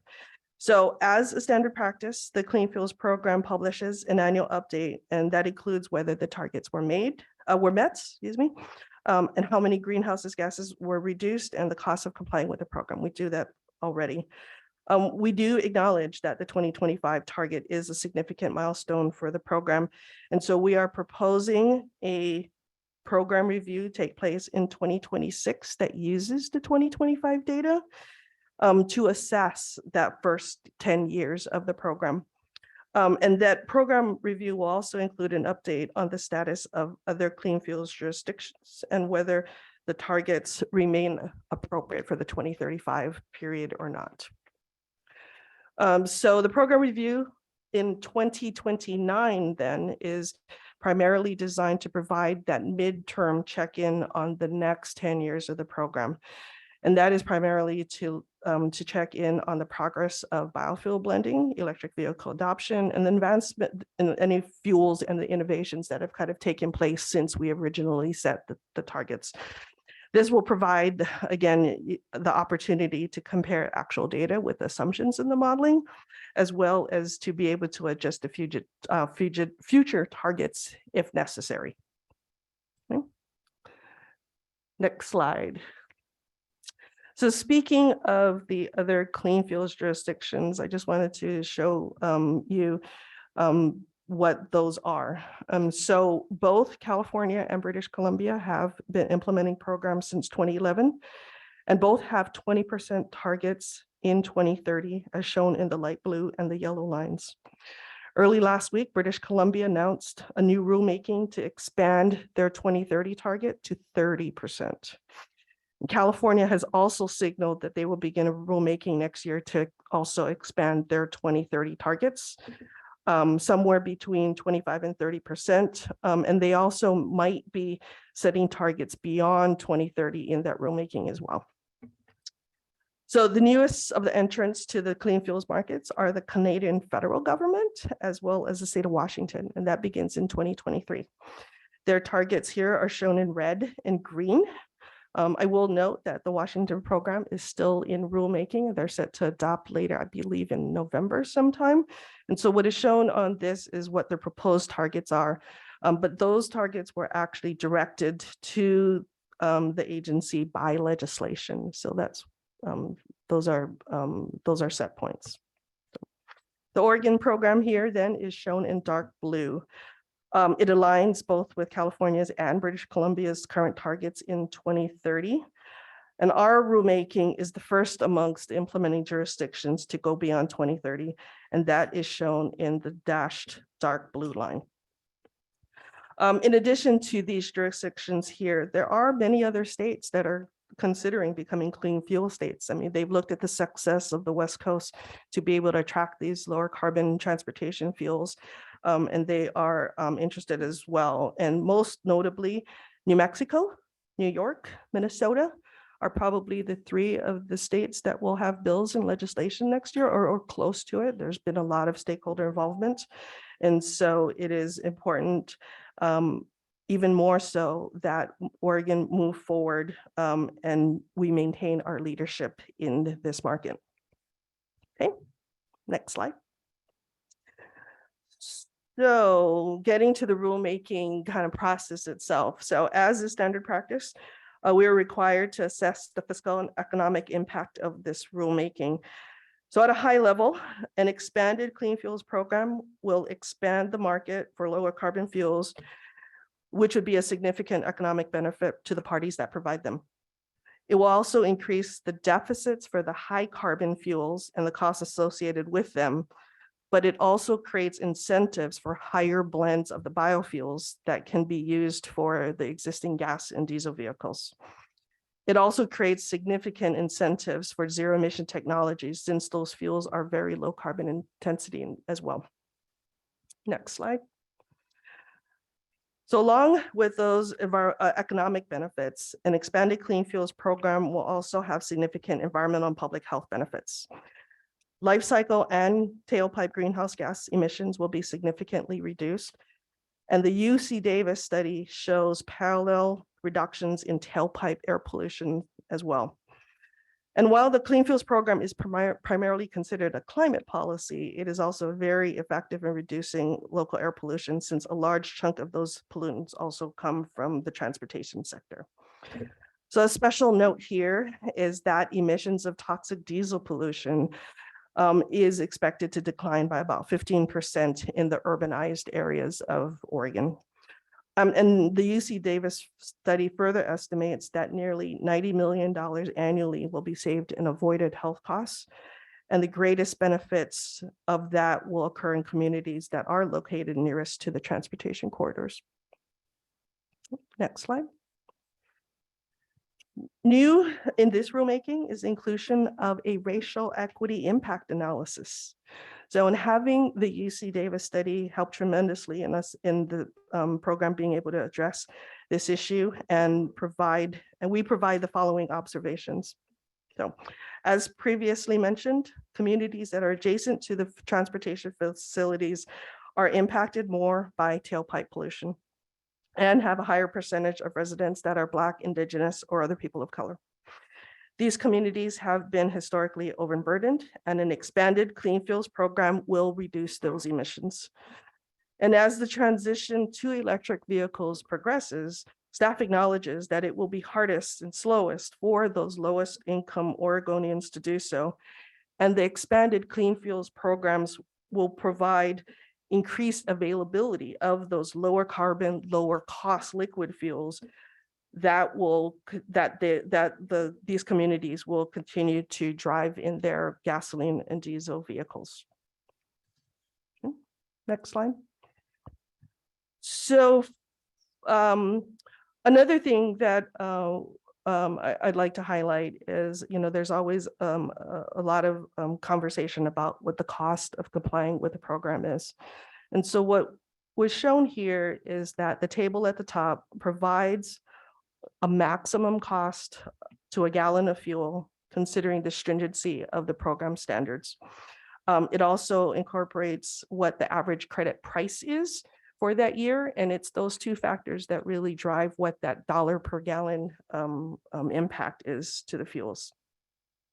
And so you can see in 2021, the latest year that we have data for, we were at 2.5% reductions. Average credit prices were about $125. And what that about 1.47 tons of greenhouse gases were reduced. And what that impact is, again, a maximum cost of about 5.1 cents per gallon for a gallon of gasoline and 5.8 cents for a gallon of diesel. But you can also take these same factors as far as the value of the credits. And again, for the lower carbon fuels, they generate credits and they have value in that. So the table at the bottom right corner provides examples of how that credit revenue can bring down the price of those fuels as well.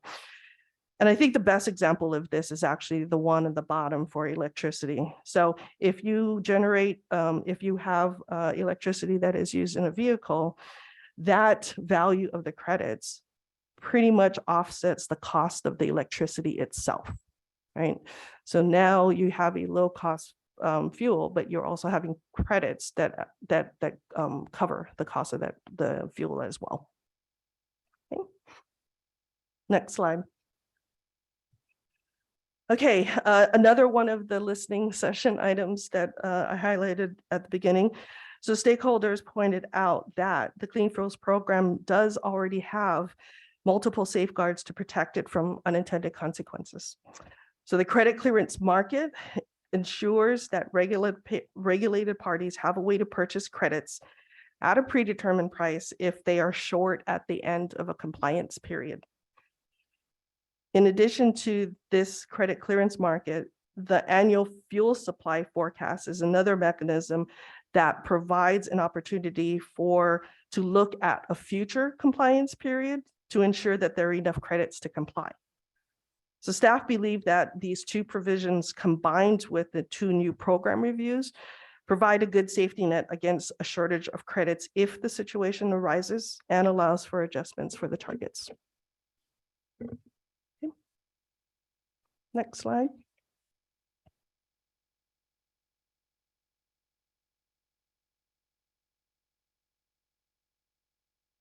Next slide, Stephanie. And I think, Colin, you're going to do this one. Thanks, Corey. Forgot I was covering this one. We want to end on a final note here for the commission. to very expressly put before you the considerations that legislature prescribed to the EQC that you must consider when adopting standards under this program. And so those are shown here. I don't think I need to read through all that text, but we believe that both in this presentation and certainly in the staff report, we have addressed each of these considerations prescribed in ORS 468A, 266 sub 3 and 5, again shown here on the screen and articulated in the staff report as well. But just want to, because the legislature was so express in its request or requirement that the commission consider each of these factors, we wanted to put that before the commission as a final note. And I think Corey, with that concludes our presentation. Yeah, it does conclude our presentation, available for any questions if you have them. Thank you very much. All right, commissioners, do you have questions or comments that you'd like to share?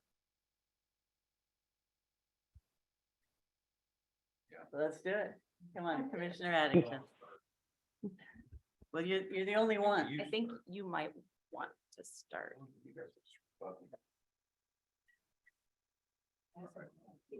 Yeah, you go. I have never known this group to be so shy about jumping in. So let's go with Commissioner Kyle. Fair enough. It'll be the softball entry because it was kind of, I was going through the comments received by the public.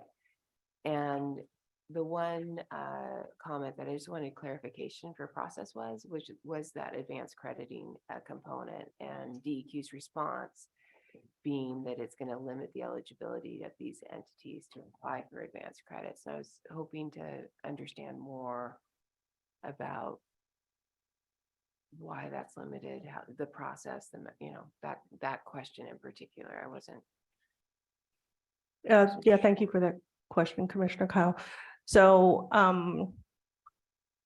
I don't recall that comment specifically, but just to clarify what staff's proposal is that we are proposing to expand the advanced credits to projects that do involve hydrogen vehicles, fuel cells, as well as infrastructure. There is a limitation in the original advanced crediting provision. It's not available for all public and private parties. And so there is a limitation that it is focused at public agencies, transit agencies, school districts, other public services, or companies that provide services to public governments. So for example, garbage collection and electric garbage trucks. Sometimes it's the local government that provides those services, sometimes it's contracted. So there is a limitation in that base eligibility for advanced credits, and we're just carrying that along to the hydrogen fuel cell side. Corey, if I could expand a little on that, as I recall, some of the concern when we initially proposed advanced crediting in an earlier rulemaking process was there's a certain amount of faith essentially with the program is putting in the counterparty who receiving those advanced credits that they're going to be around for that 6-year period that Corey mentioned. And the thinking was that at least to start with, as we begin advanced crediting, that the entities that Corey just mentioned, we have more confidence that they are going to stick around and be there for that 6-year period, payback period.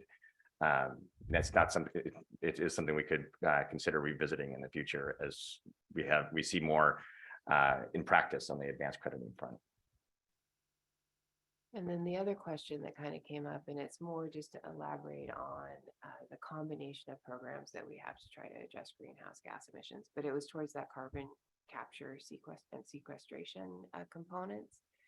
And that this is an option through the approval of a tier 2 pathway in the Cleaner Fuels program. And I remember as a commission, we talked about carbon capture sequestration. We were talking about the greenhouse gas programs and that kind of thing, saying it wasn't allowed here, but here it is. So I was just hoping to kind of have a little more of an explanation of how carbon capture sequestration is part of the portfolio of options. It just falls under this category. Yeah, and Commissioner Kyle, I think I'll take that first because this has come up in other greenhouse gas programs, at least in theory or concept, and it's not something yet that we have adopted rules for our foundational greenhouse gas reporting program, that is the climate protection program, then relies upon. We have not yet adopted rules prescribing how CCS would be handled in that program, in large part because it just hasn't happened yet. And yet we see it happening first here in the Clean Fuels program. As Corey mentioned, we do have a company that has indicated they have plans to make an investment in a CCS system. So I think what we're seeing here is essentially this is where we're figuring it out first. But every reason to think that if this happens here and then a future application would happen in the greenhouse gas reporting program, that what we determine here, what we prescribe as requirements, for example, for permanence, how permanent that sequestration is, would carry through in future rulemaking for how our greenhouse gas reporting program might handle CCS.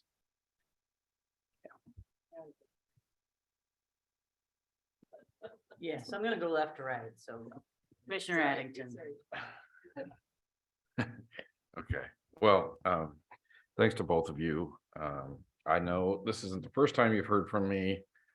You've been very good with your time to me as I try to wrestle with this. It's challenging for me to get through. I know that we aren't elected officials here and we don't have constituents necessarily that we answer to, but these are hot topics in the place where I come from and what it means. And I think there's a lot of fear and maybe some unknowns about it. But if you will indulge me, I just got a few things I'd like to go through and get you to comment on. Can you talk to me about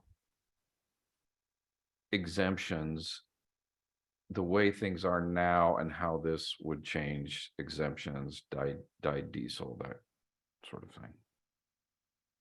Yeah, so Commissioner Addington, so there are no proposed changes to the actual exemptions of different fuels and fuel uses in this rulemaking package. There are some additional reporting and documentation requirements so that we know that if something is exempt, that the proper documents are maintained, that we can audit. There is not a current exemption for dyed diesel broadly.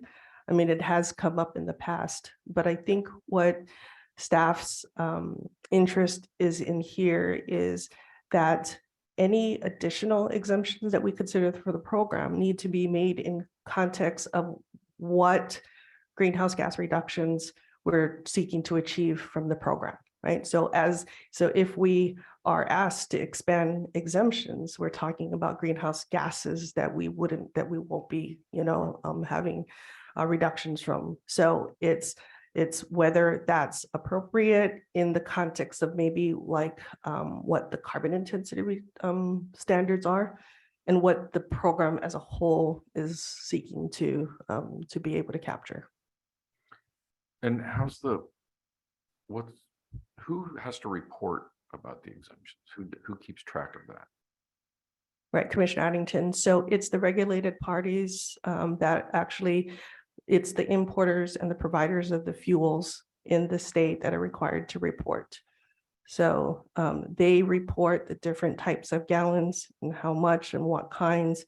If they are claiming that it is exempt, then they have to report it and then make the claim that it's exempt and then provide those documents to us. Well, how do they know whether it's being used properly? Right, so sometimes, that's the critical part in our documentation. So the assumption here is that if they want to claim it, they must be able to provide those documentation. If they can't provide that documentation, then they can't claim those exemptions. That's the mechanism that we have to ensure that the integrity of the program is maintained. I've talked to you about this before, Corianne, including yesterday, but can you talk to me a little bit about the concerns about cold weather performance? I keep hearing this term Arctic grade fuel versus, something that might be available here. Can you just touch on that for me? Yeah, absolutely, Commissioner Addington. So I think, it's come up in kind of two contexts. One is in biodiesel, the use of biodiesel in cold weather. what occurs in Oregon is, again, the mandate is for B5, but for the fleets that are using higher blends than that, usually up to 20%. In the wintertime, when it's cold, the fleets are allowed to actually blend in a little bit of kerosene, which is lighter and actually addresses those gelling issues for the state in the wintertime. And so that's kind of the primary mechanism on the biodiesel side of things. For renewable diesel definitely does not gel at much lower temperatures. There is a product in the market that is considered an Arctic grade. One of the primary renewable diesel producers in the world does have a facility, oh gosh, in Scandinavia, Finland, I want to say. And so for the product that they produce for those kinds of conditions, there is an Arctic grade. It is a much more refined process. It takes more money and more energy and to produce, it costs more. And so that is available in that area. It is not, my understanding is that it's not available in the North American market. And so, I mean, that's the difference would be in like a standard and availability. I don't believe anybody in the US is actually making this product, and it would be more expensive. Go ahead. Thanks, and I'll wrap up. Maybe two more. I struggle with just the credits, the market, the availability, and what it all means. Can you just talk to me about supply and demand, right? So we're creating, through this policy, this rule, we're creating a demand. Do we have the supply to meet the demand? Yeah, absolutely, Commissioner Addington. Like you said, this regulation would create demand. Broadly speaking, there are billions of gallons of lower carbon fuels that can meet that demand. Part of the reason why I think the market likes this approach as far as a policy is because, you know, there are billions of gallons of ethanol and billions of gallons of renewable diesel and biodiesel and electricity and all these different things, right? So any one of those things, but I would say a combination of all of those things is what's really needed to meet these targets in the future. And so what's good about the flexibility too is that, you know, maybe one thing doesn't work, but there's space for another thing.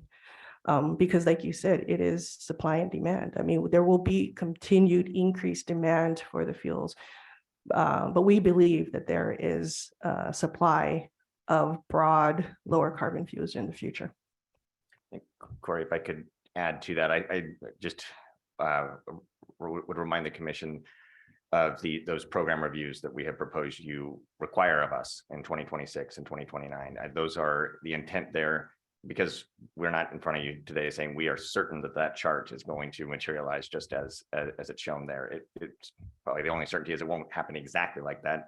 Forecasts are never perfect, but forecasts do get better when they're forecasting nearer term targets, which is why future reviews in 2026 and 2029 of say 2030 and then 2035, in those future years, forecasts will be better, and we will have a much better idea in 2029 of what 2035 looks like, is expected to look like, than we do now. So I think that it's hard to overstate I think really the responsibility that behooves us to have those future reviews as a part of a long-term market-based program like this.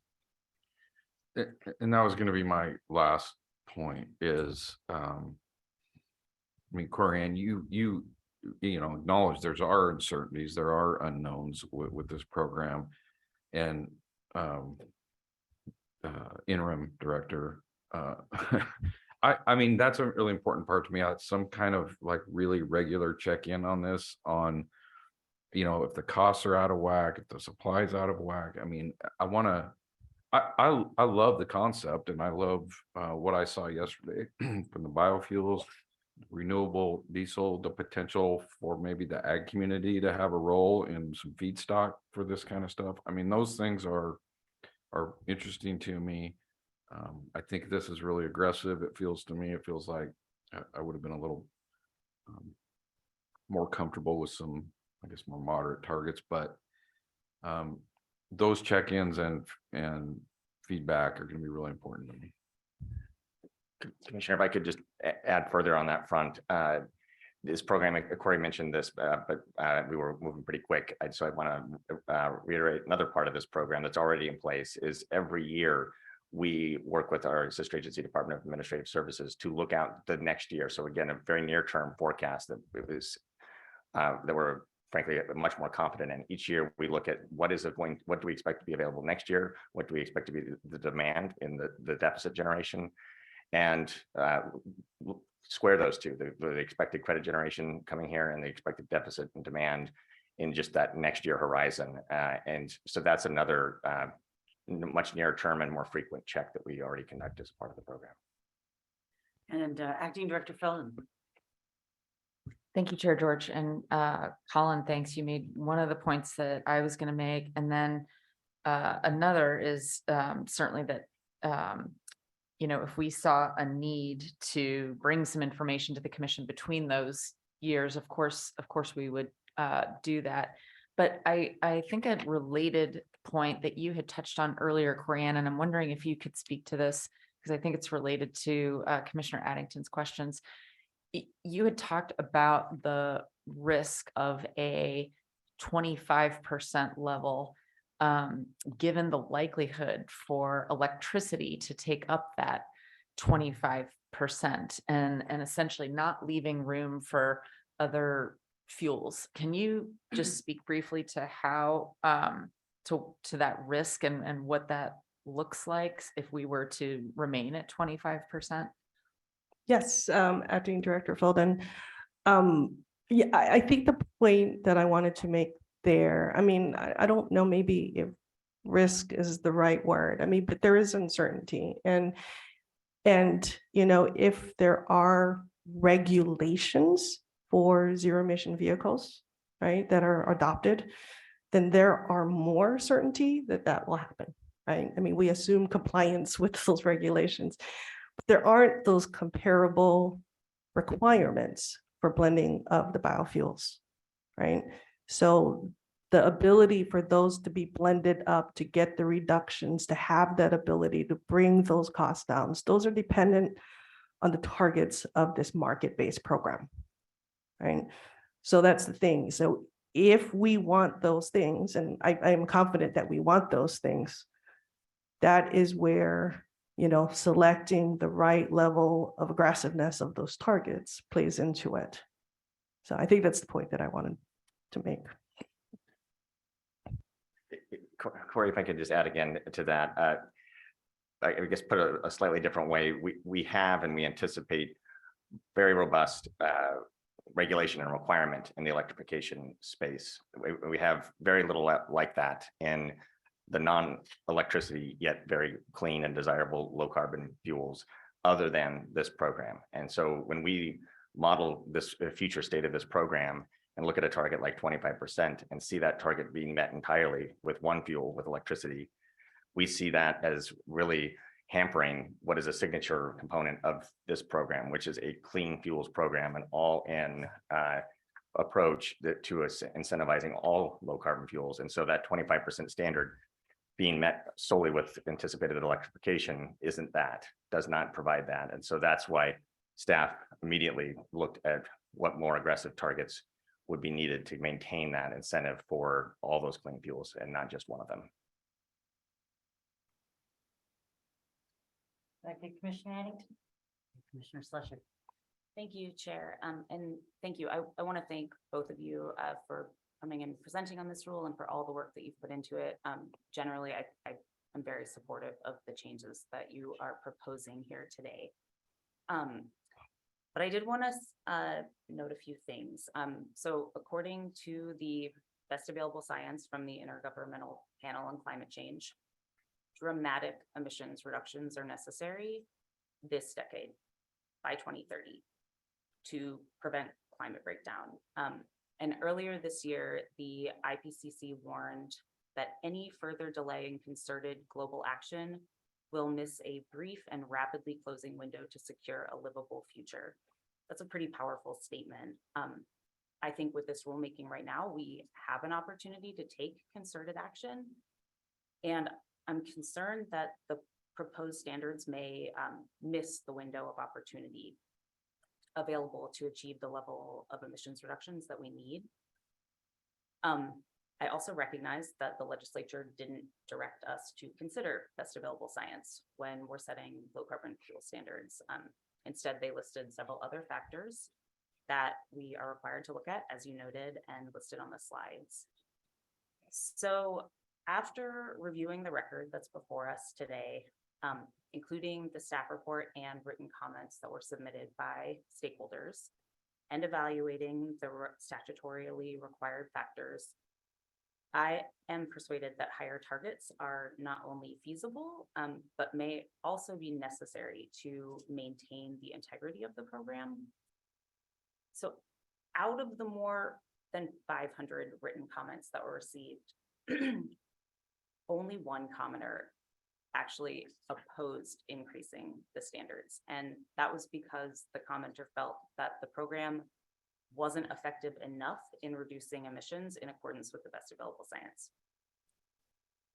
Only two commenters, opposed increasing the standards to the levels that you have proposed today.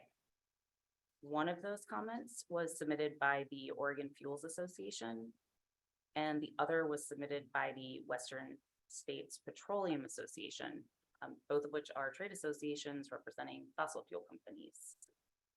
In contrast, 466 comments, so more than 90% of the written comments submitted, encouraged DEQ to set more stringent targets than the ones that are proposed here today. And the stakeholders that were urging for more ambitious targets included two national trade associations representing clean fuel producers, as well as some individual clean fuel producers, including the world's largest producer of waste-derived renewable diesel fuel and the largest retail hydrogen fueling provider in the world. So the companies that produce and provide low carbon fuels and the companies that would generate credits under the program and ultimately determine whether or not we could meet a more stringent standard are advocating for more stringent standards. And at the same time, the only stakeholders advocating for weaker standards are those that represent producers of high carbon intensity fuels that would generate deficits under the program. So in my view, the comments provide pretty compelling evidence that stronger targets are feasible and achievable. And in explaining why more stringent targets were needed, several commenters mentioned that California's and British Columbia's proposals to increase their clean fuel standards to reduce carbon intensity by 30% by 2030 were a concern, because if California in particular adopts a more stringent standard next year, Oregon would then be a less attractive market for clean fuel producers. Because our standard would be the same as California's current standard rather than the standard that they are seriously considering adopting next year. I also found some research that was conducted by UC Davis to provide some pretty compelling support for increasing the targets. In general, their review of California's program indicated that the additional adoption of electric vehicles would potentially generate too many credits and not enough deficits under that program, which would create imbalance among their market. And the researchers determined that a 30% reduction in carbon intensity by 2030 would likely be necessary to balance the market in California. And since we are considering adopting California's Advanced Clean Cars 2 rules later this year, it seems prudent to consider the lessons learned in California from their program and make sure that we don't make the same kind of mistakes here So based on my evaluation of the statutory factors, based on the information presented in the record, I feel like a stronger standard would be feasible. It would be cost effective. It would be protective of public health and the environment. It would achieve greater net greenhouse gas emissions reductions. And it would align with standards that are likely to be adopted by other jurisdictions in the next year. And thank you for bearing with me. I just have one final point that I want to make. And that's that young people around the world and across our state are urging decision makers to do everything in their power to address the climate crisis. And right now we are those decision makers. The legislature directed us to adopt low carbon fuel standards. And it directed us to determine what those standards should be based on our evaluation of the factors listed in the statute. And that means that right now, the youth of Oregon are looking to us to make decisions that will help ensure that they have a livable future. And the decision that we make today will determine the degree of progress that we make over the next decade. If we adopt a stronger standard, and then it turns out that it isn't achievable, we will figure that out in 2026 during the program review, and we can course correct if necessary. But if we adopt less stringent targets today, we don't have an opportunity to go back and reduce the extra emissions that occur in the meantime. With that in mind, I would like to introduce a motion to revise the table in OAR 340-253- Before we make a motion, I just want to, can we have a brief recess just to sidebar? I think we might want to change the motion a little bit, just on a technical basis to recommend the motion. Not on the substance, just on the format. Okay. So, yes, let's pause. So we want to hear from Gary about some technical aspects of the proposed motion that don't necessarily include the proposed alterations based kind of on the merits and the specific targets that Commissioner Slusher would like us to consider. So I am gonna pause, and I'm gonna find out what technical aspects of the proposed motion need to be changed. And then I want us to regroup. I want Commissioner Slusher to have an opportunity to express what she would like to be considered. And I would like to provide an opportunity for, once that is understood, for discussion and comment on that suggestion. Okay, so we're going to pause, and we're going to first find out about these technical issues that Gary Vrooman has brought to our attention. Thank you, Chair. Gary Vrooman, Commission Legal Counsel. Can I just have a second to discuss with? Of course, go right ahead. So maybe recess for a couple minutes here. Okay, it's like 5 reasonable? Okay, we're going to be in recess for approximately 5 minutes, and Stephanie will, reset the recording and all those things when we get to that 5-minute approximation timeframe. Thank you.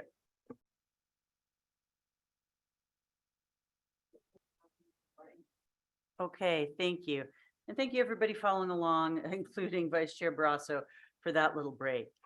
So one of the things that our legal staff realized during the course of the presentation is that there are a couple of technical amendments. We understand that, DEQ, for the convenience of the commissioners, presents a proposed recommendation and a proposed motion. We are also going to have additional conversation about the merits of that. But in this case, there's just a couple technical amendments that whatever the substance of the motion is, there will need to be these technical amendments made. For example, we do not want to have approximate dates for implementation. So I'm going to allow Gary Vrooman to share these technical amendments, and then we're going to go back to Commissioner Slusher's discussion of the specific targets that will be set in this rulemaking. So Gary, go ahead. Thank you, Chair George. Commissioners, sorry for the inconvenience there. So I think the slideshow should show the correct motion now. So the DEQ staff proposal, or a recommended motion. The changes were just to remove the approximate dates of implementation, put dates certain, so effective upon filing for the first portion and then effective upon January 1, 2023. And then there was also just a change, a part of the citation there was incorrect. The OAR citation, well, it was just missing the 340. So the full citation has been inserted. So those are the only changes. We just want to make sure we get that right and the effective dates are what they should be. So that's all we have. Great. If I'm not sure the commissioners can actually see that. So if We you want to cannot. use that motion, I can bring you the correct language if anyone wants to make a proposed motion down the line. And for anyone following along, Gary, could you just read the full and correct ORS citation? So it's just in the second part there where it says OAR 340, it should be 340-253-0680. The previous version, it was just 253-0680. So Okay, just the right, for those for whom the correct citation, well, really, for all of us, it's important. But I wanted anybody be listening along to know what that addition or correction was. Okay, thank you. thank you, Chair. So now we're going to go back to Commissioner Slusher, who's going to speak to us about what kind of changes in targets that she would like the commission to consider. Commissioner Slusher. Thank you, Chair George. I would like the commission to consider increasing the 2030 target, so the carbon intensity reduction target, to 30% rather than the 20% that's currently proposed by staff. And a 30% reduction in carbon intensity by 2030 reflects the degree of reduction that's being considered in California and British Columbia. And I would actually appreciate clarification from staff on how where that kind of change would need to occur. So I am under the impression that if we change the individual annual targets in the table under OAR 340, 253, 8010, that would be sufficient. But if there is anywhere else in the proposed rules where those targets would need to change, please let me know. Commissioner Schlesser, I do believe that is the only place where the targets actually appear. So it would be amending that table, both table, the tables that have the targets. So it's table 1, 2, 3, and it would be the 20, 26, 27, 28, 29, 30 targets that would have to be amended. So I think the follow-up question that I would have is, I think you're clear that 30% in 2030, but then what the trajectory would be between the 20%, no, excuse me, the 10% in 2025, right? What's the trajectory from that to 2030 would be? Okay, so I have another kind of process related question. This is all, real live public comment that was received and considered. And so we can consider that all here. And that's what Commissioner Slusher is asking us an alternative proposal to do. On the process side of things, if one were to make a change, of that substance, which, as Corianne points out, you would need to adjust projections accordingly. There would need to be a thorough review, right, to make sure every correct table or any other references were caught. So Gary, and we're also going to have discussions of other people's opinions of the proposed changes, but just for a process side of things, I want to understand that, let's say the commission was interested in this or another counter proposal. Would that require additional public comment, or is this public comment sufficient to entertain an amendment that would change the goal outcomes of these targets for this rule? Chair George and members of the commission. So generally you can make changes in what you have proposed going out to public comment. Really, the question is whether the scope of the change was something that was publicly noticed so that people have an opportunity to kind of comment on the subject matter, right? Whether there was a fair opportunity for people to know what was being proposed and what might be adopted.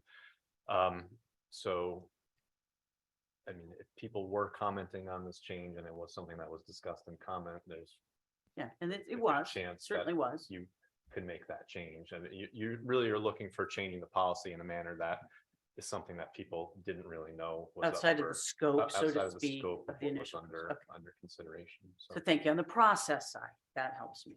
All right, and I don't want to cut you off, Commissioner Slusher. We understand that your primary suggestion for consideration is to move that 2030 target. And you acknowledge that that would also require some changes in projections following the 2030 target. Is there anything else you want to say about that before I open the floor to others to discuss your suggestion?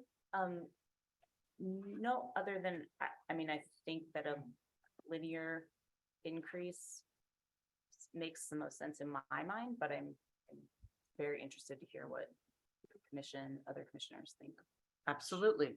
Chair George. Yes, If I Gary. might just add to my previous statement, to the extent, I mean, there's like, I haven't looked at what the fiscal impact statement says about this, but to the extent you're adopting a policy where the fiscal impact is out of proportion with what was considered in the fiscal impact statement, that's something you'd want to think about too.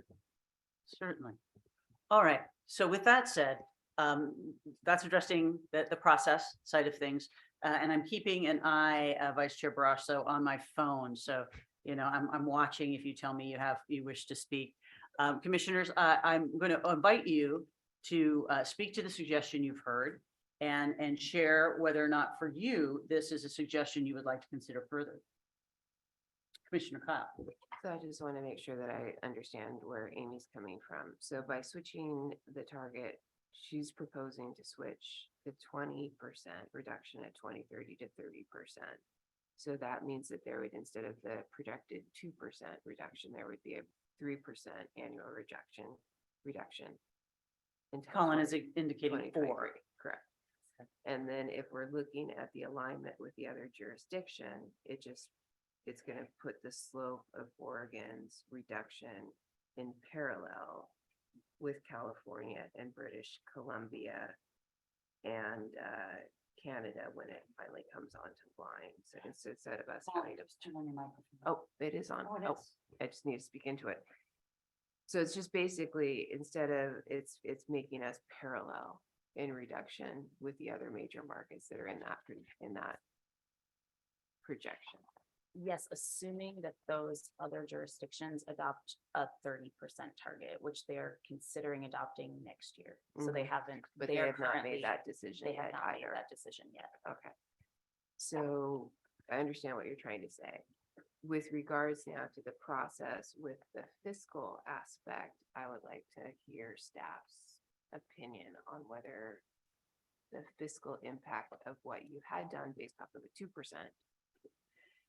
does that cover this 3% or is there Yeah, a Commissioner Kyle, discrepancy here? right, Commissioner Kyle. So I don't think the way that we approach the fiscal economic impact statement, it wasn't quantitative in nature where it would be dependent on whether it was a 2% or 4%. I believe we took more of a qualitative approach, you know, and talked about directionality, you know, generally speaking, you know, it would be more beneficial for a credit generator, for somebody, a provider of a lower carbon fuel would benefit more with a more stringent standard. And on the flip side too, right? So for deficit generating fuels and those obligated parties, it would have a higher cost impact due to a higher standard. So I don't think it changes the direction of that statement, but maybe just increases it. All right, Vice Chair Barrasso, I would like to have some time.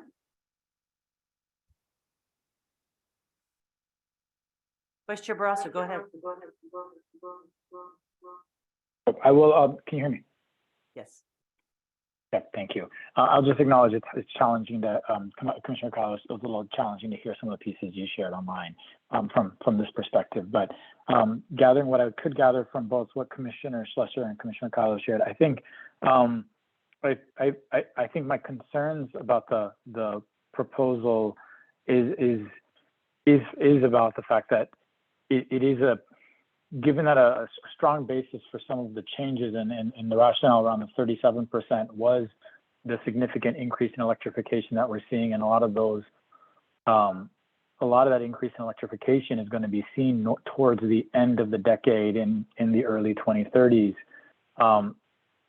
Without, I guess, frankly, just without that analysis being done with that particular view, and without us having done that, I have challenge.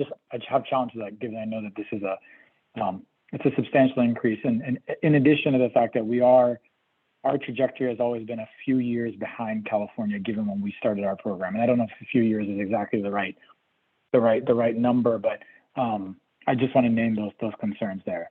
Not saying that it doesn't, the rationale doesn't, in terms of having a more linear trajectory throughout the entire period doesn't make sense. I understand that rationale, but knowing the impact of electrification and recognizing that some of that is going to happen towards the end of the decade, it makes me have concerns of increasing that without having done that analysis. Thank you, Vice Chair Barrasso. All right. Commissioner Addington. I'd like to ask staff a question. How long have you guys been working on this? Commissioner Addington, we've been working on this probably back to 2020. Did you read all the public comment and take all that into consideration as you made this proposal? Commissioner Addington, yes, we read every single one of the comments and considered them. I'm just frankly offended by this approach. And I just feel completely blindsided by something like this.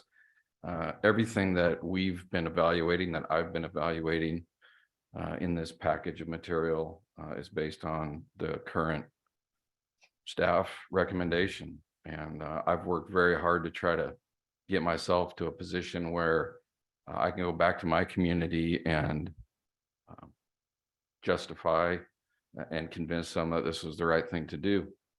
And so I don't presume to speak for all the people in the state of Oregon or the next generation, but I can tell you there's differences of opinion. Yes, there is. Thank you, Commissioner Addington, and we acknowledge that. So I have another question about, before we ask for what motion we wish to make as a body.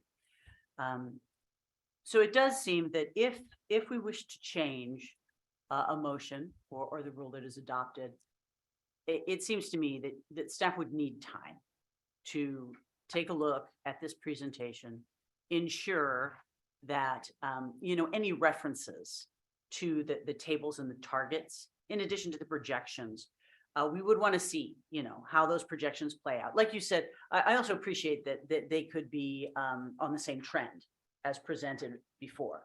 But that seems to me that would require additional work, because we have to make sure that, any references to those targets in the rule would be amended appropriately. And that would, in my opinion, that would require some additional time. I want to give Acting Director Leah Feldon an opportunity to address this.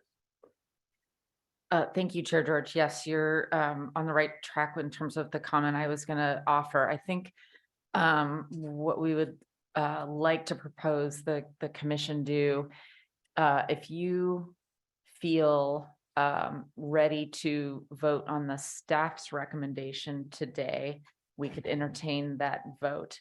If, on the other hand, you would like to entertain the new proposal, we would like to suggest that perhaps you just vote on the interest in entertaining the proposal, but not vote on the rules today. We would really need to go back and ensure that we have all of those tables situated correctly for a new proposal, and just really do some cross-referencing to make sure that everything is accurate. I wouldn't want to make those changes on the fly here today. So again, we suggest either a vote on the proposal that staff has made, or simply a vote indicating interest in staff going back and doing that work. we would probably then need to assemble you for a special meeting at a later time. Understood. Thank you. Thank you, Acting Director. So I think, we've heard the perspectives, of two of our commissioners. I'm going to determine the clarity of the group. Commissioner Kyle, do you have a preference in regard to how to proceed at this time? I've been told my microphone may or may not be working. I really do appreciate the comments that Amy brought forth. But like Greg, I have really evaluated what was brought to us today. And I think I would prefer to move forward with the legislation that was brought to us today. Thank you. That helps us. And I have heard from Vice Chair Barrasso.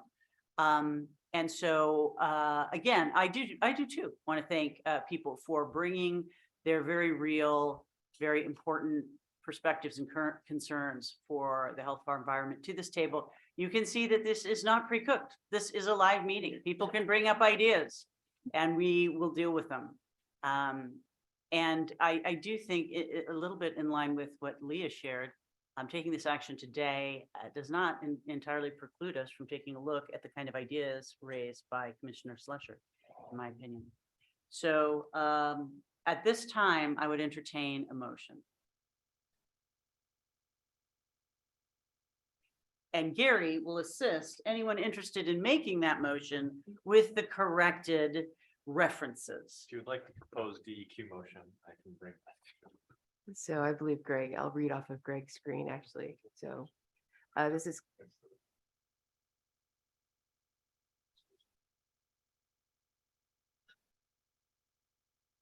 wait, which a little bit of levity here. There we go. Greg was on top of it.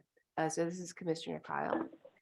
After considering the factors described in ORS 468A.266 Section 3 and Section 5, and consistent with the staff report recommendation, I move that the commission adopt the proposed rule amendments in Attachment A as part of Chapter 340 of the Oregon Administrative Rules with the amendment to the rules in Division 12 and OAR 340-253-0680 effective upon adoption, and the remaining amendments to the rule in Division 253 having an effective date of January 1st, 2023.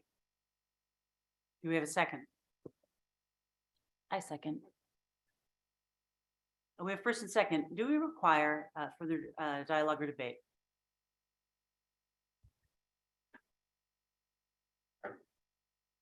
No. Okay. I will, all those in favor of the motion signify by saying aye. Aye. Aye. Okay. Those opposed, same sign. Hearing none, the motion passes.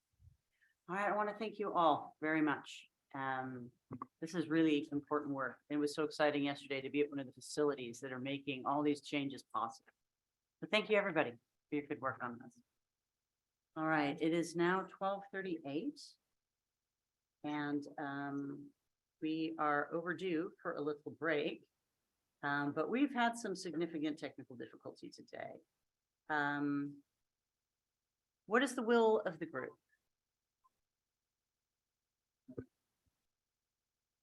Okay, we have an idea of somebody who would like to keep going. Is there anybody who objects to just keep moving at this time? All right, hearing none, let's move right into the director's report. Acting Director Feldon.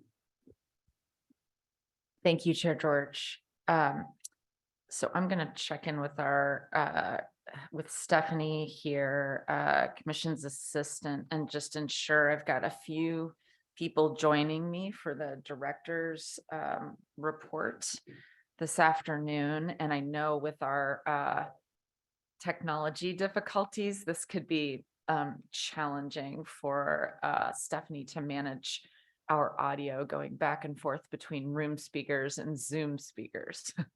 So I'm also going to, Chair George, if you don't mind, I'm going to, abbreviate what I talk about in the director's report here. The director's report is part of the meeting materials for today, so everyone can see what those items are in the director's report. But I'm going to, just in the interest of time, I think, reduce what we actually discuss. So, Stephanie, would it be best for you if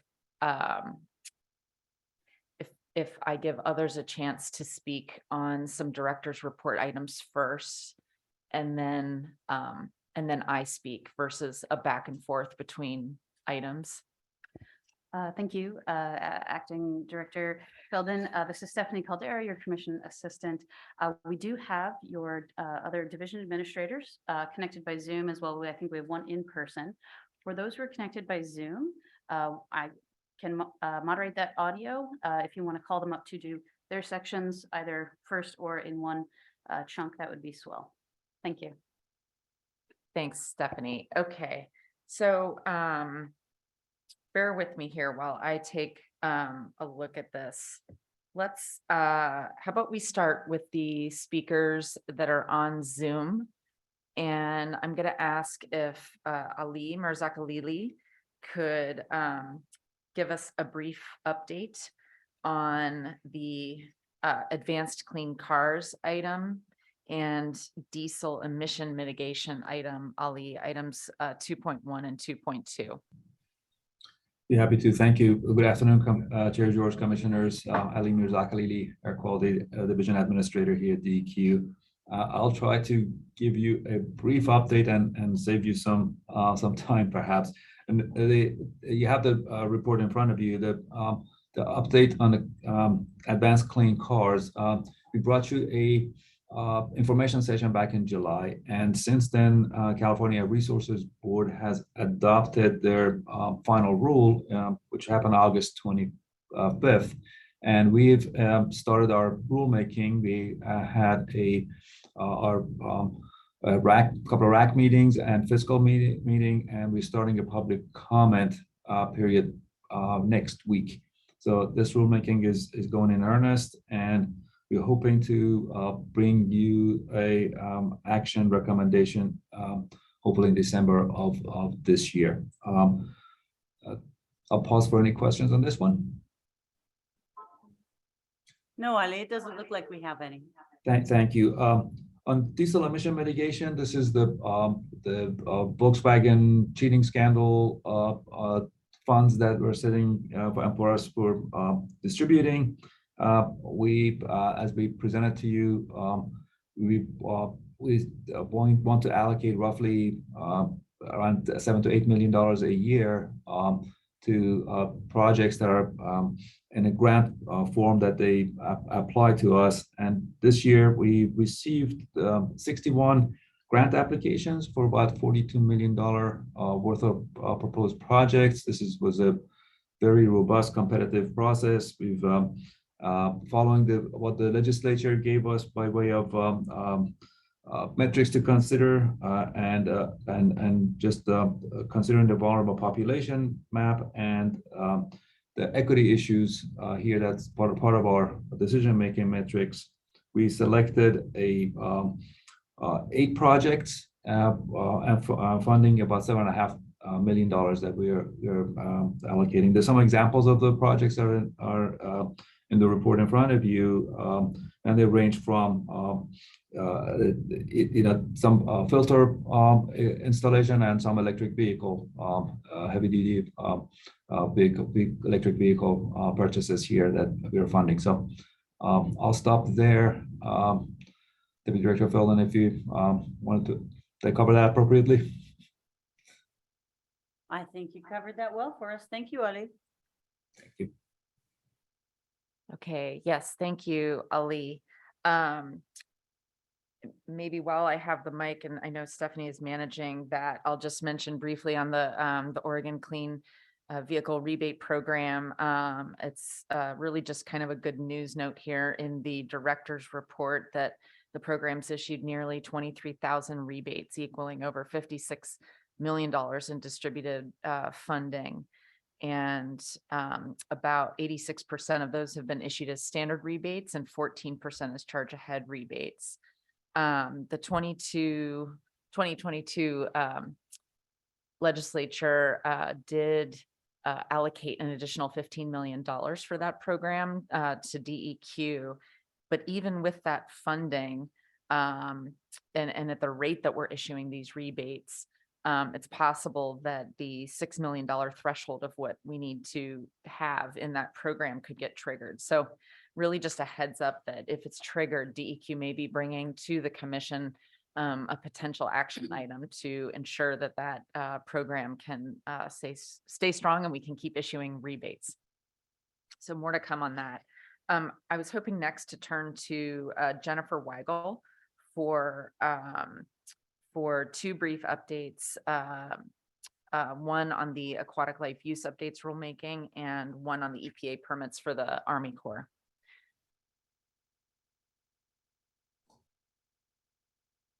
All right, good afternoon, Chair George and members of the commission. As Leah mentioned, there's two updates in your director's update report. The first one is around the aquatic life use updates rulemaking. You may recall that staff presented an information item to you all about this. I believe it was in July.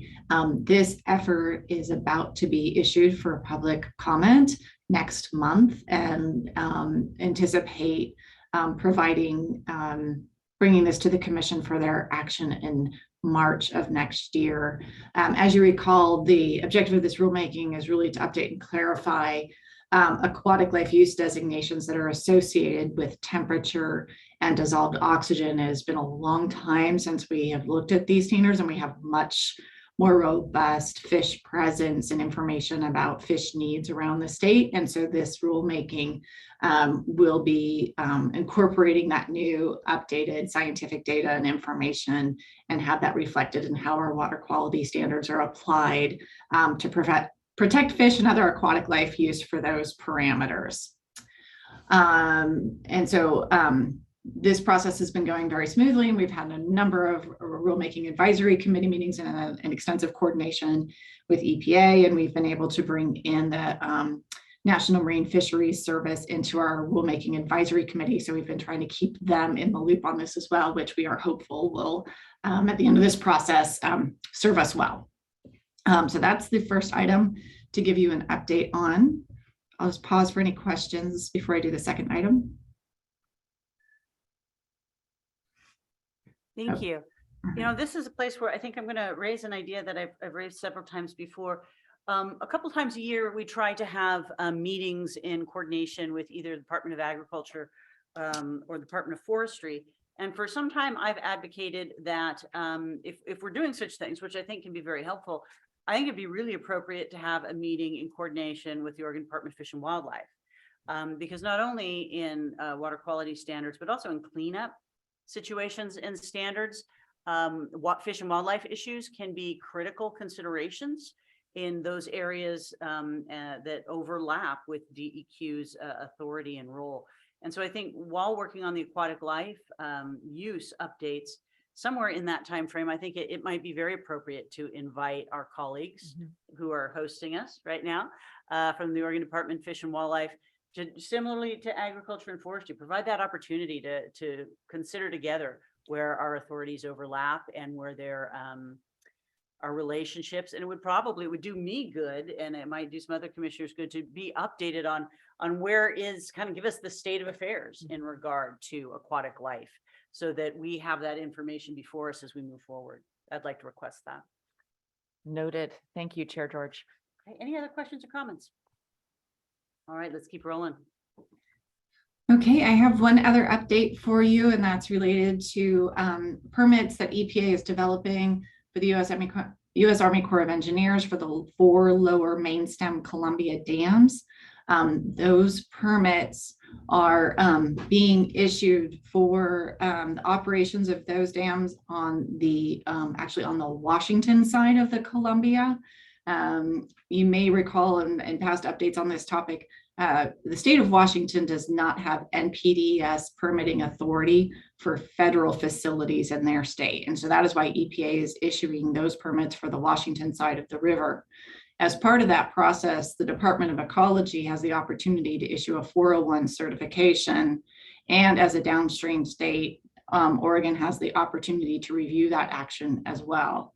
As part of this process, which has been going on for around a year and a half or so, you may recall about a year ago, the state of Oregon basically submitted what's termed as an objection under the Clean Water Act to the types of conditions and provisions that were drafted in the permit based on the need to not only ensure that Washington's water quality standards are achieved, but also that Oregon's water quality standards are achieved, particularly for temperature and in light of the recently issued temperature TMDL for the Columbia River. The permit that was just issued for public comment on the 16th of September is the second such issuance of public comment. And in this permit, EPA has included additional conditions that it is seeking comment on around Oregon having the opportunity to review what's called an attainment plan that the state of Washington is requiring the Corps to submit to assure that temperature standards and other relevant pieces. The piece of interest for Oregon is the temperature component of this, to ensure that Oregon has the opportunity to both work with ecology and similarly to have a review opportunity for that attainment plan, particularly focused on the aspects of temperature provisions that are particular to Oregon. Washington and Oregon have much in common in terms of the temperature standards that we set, but there are some pieces that are a little bit different than Washington's. And we will be working with department. Anyways, we had the opportunity to provide comment with the intent and objective, which it appears that this permit is largely consistent with Oregon's interest in being able to review and have input and have some ability to approve the relevant aspects of the attainment plan that the Corps is being required to develop as part of this permit. So this permit's not yet final, but we do have until mid-October to provide any comments, and after which EPA will be finalizing these permits for the 4 lower Columbia dams. So I don't want to hold this up too much, and I can follow up on the side, Jennifer, but what kind of mitigation is being proposed with the proposed issuance of these new permits? I mean, what kind of pollution control enhancements are considered? Chair George, that will actually be the content of the attainment plan that we expect to see from the Corps. Many of the, I would say, the base requirements in the permit are around controlling discharges of oil and grease and stormwater runoff from the various decks of the kind of mechanical operations of the dams. The 401 certification from ecology and the focus of Oregon's objection is also around ensuring, in addition to controlling pollutant releases from the kind of what I refer to as the mechanical aspects of the dam, ensuring that this permit also assures that the dams create, develop, and implement plans that also achieve implementation of the TMDL. So those plans are not in hand, but they are required to be developed as part of the implementation of the permit. How about temperature? Yes, that will be the primary focus of those attainment plans. So, and again, I apologize. I know I'm getting a little deep here, but my concern, having had some experience working in this arena, is accepting a plan that will be developed in the future and that we have no knowledge of the details of to allow a permit. It seems like it's permitting in advance. Am I missing something here?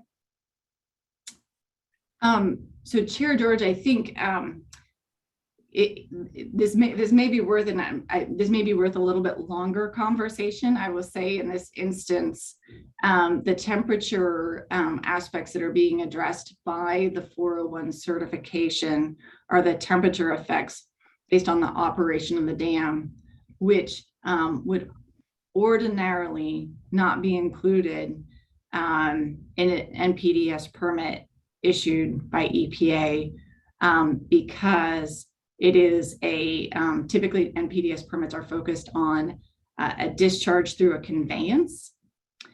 And so this 401 certification that Ecology has issued is a bit broader, inclusive, addresses the 401 certification addresses operations more holistically. And I think in order to kind of, and so in that vein, I think the opportunity we have here is to ensure that that not only that there is a enforceable mechanism that is now added to the permit to ensure that the Corps both issues an acceptable plan, which is the first review opportunity, which is the first point of intersect with the agencies, and then subsequently implements that as a condition of the permit based on what is approved by the states. All right, well, I don't want to take up any more of our time here. I do want to say this on the record. I have very serious concerns about this. I would like to follow up offline, maybe Jennifer with you and with acting director. Of course, any other commissioners would be welcome to participate in that conversation if they are interested. And I'm sure Jennifer, with additional time to explain the details. However, I do appreciate what you're talking about, typically NPDES permits being associated with the conveyance. And that's what we're dealing with here is we're dealing with facilities that have a very serious impact on the temperature of the Willamette. And they do so individually, and they do so in succession, and they do so through the pools that they create. And this has a extremely serious negative impact on threatened and endangered fishery species that are of great importance to the people of Oregon, in my opinion. So I would like an opportunity sooner rather than later to have further discussion about this and about what guarantees there are for planning and for funding mitigative efforts that may be necessary. In the past, through certain BIOP policies, the Corps has identified and agreed to necessary changes to mitigate for impacts on fisheries. And then we've simply been told, oh, but there's too bad there's no money for that. So I think before the state agrees to any plan in advance that is going to allow permitting, I, for one, want to understand what we are agreeing to in a great more detail. So would it be possible to schedule some time for that? And of course, we would invite any commissioners that are interested. Chair George, yes. For the record, Leah Feldman, yes, absolutely. We'll schedule some time for that. Get you a briefing. Thank you. I'll stop delaying your report now. Okay, thank you, Jennifer. So I think I'm just going to give a very brief update on Port of Morrow, and just for a heads up for our folks on Zoom, then we'll have Shannon Davis do a brief update on PGE, and then we'll be moving to Nina DeConcini. So with regard to the Port of Morrow, I know you've all seen a fair amount of media around that. There's also been legislative hearings this week around the Port of Morrow, which I think were really valuable. I joined one of those legislative hearings, and it also included representatives from Morrow County. It also included the port CEO. And so there was different perspectives that were able to be given to the House Committee on Land Use and Agriculture. For DEQ's work in this arena, we have opened a second public comment period on the port's permit, and comments on that second comment period are due by October 3rd. So changes since the first comment period include an updated compliance schedule, as well as additional land application areas. So there are changes to timelines for bringing on an anaerobic digester treatment system and also requirements for completion of a secondary treatment system to reduce the nitrogen loading and winter storage to be achieved by 2026 via lagoons. So this is a system essentially that is proposed for how the port would come into compliance with their permit and achieve compliance based on the volume of water that that their wastewater that they're taking in for land disposal. So more updates to come on that. Any questions around that before I move to Shannon Davis, our Eastern Region Administrator, who's going to give you a brief update on PGE, and then we'll turn it to Nina DeConcini after that for 2 updates. Go right ahead. Okay, Commissioner, Chair George and Commissioners, my name is Shannon Davis and I'm the Eastern Region Administrator. I have just a brief update on issuance of an air quality permit modification for PG&E's electricity generating facility near Boardman that was issued on September 7th of this year. This modification removes emissions allotted for the operation of the coal-fired power plant, which closed in October of 2020. The closure of the coal-fired plant results in significant reductions in particulate, oxides of nitrogen, sulfur dioxide, and GHG emissions limits. There was also one other addition in the modification, which incorporates new manufacturer information for Carty's natural gas turbine startup emissions. This modification doesn't change how much natural gas the PGE Carty plant uses, and it doesn't change the hours the plant can run. We hosted a public hearing last year, November 9th, to provide information and answer questions and accept verbal public comments on the proposed modification. 46 community members attended that hearing. It was by Zoom. We also accepted written comments, and the public comments totaled more than 2,000 before the comment deadline. And most of the people who commented submitted the same comment letter, and comments generally fell into categories like general opposition to PGE operations, impact of natural gas usage on climate change, and concerns about the magnitude of emissions. And one last point too is DEQ's analysis showed that the facility is using the best available technology to control emissions. Any questions? No. Okay, thank you. Thank you, Shannon. Sorry, Stephanie, I switched that up on you. I want to invite Nina DeConcini, Northwest Region Administrator. And Nina, I know I had you prepare for 2 items, but in the interest of time, I'm going to ask if you could just do the next renewable fuel item, as I think that's also related to a lot of things we've been talking about yesterday and today. Sure. And then we will move on. Thank you, Nina. Of course. Chair George, members of the commission, Nina DeConcini, Northwest Region Administrator. It's a pleasure to be with you, albeit virtually. I love that ODF&W meeting room. I've had many wonderful public hearings and meetings there. So the proposed next renewable diesel facility for Port Westward in Clatskanie. This is in your director's report. I'm going to just abbreviate and tell you 2 major actions that have occurred with this proposed facility. The first is the issuance of the air contaminant discharge permit, the ACDP permit, air quality permit, that took place August 30th. We had an extremely robust public process, including information meeting as well as a hearing. And I think overall it was really well conducted, and that has been issued. And then the second action DEQ has taken, I think all of you are aware that the Section 401 of the Clean Water Act and our program that we administer when there is proposed in-water work has a year clock. And so the 401 permit application that we have had in place from next.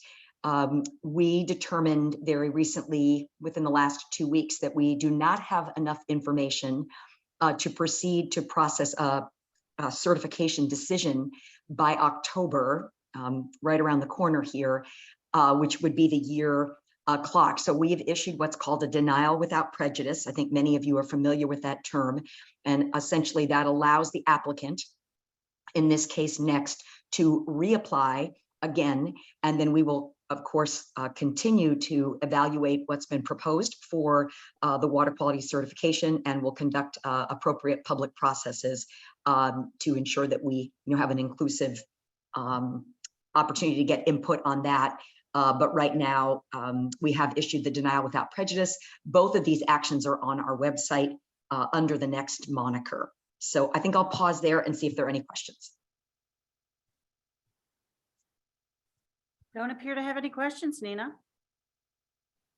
Thank you, Nina. Appreciate that. And if you could stick around, we've got a little bit more to go here. Thank you, Nina.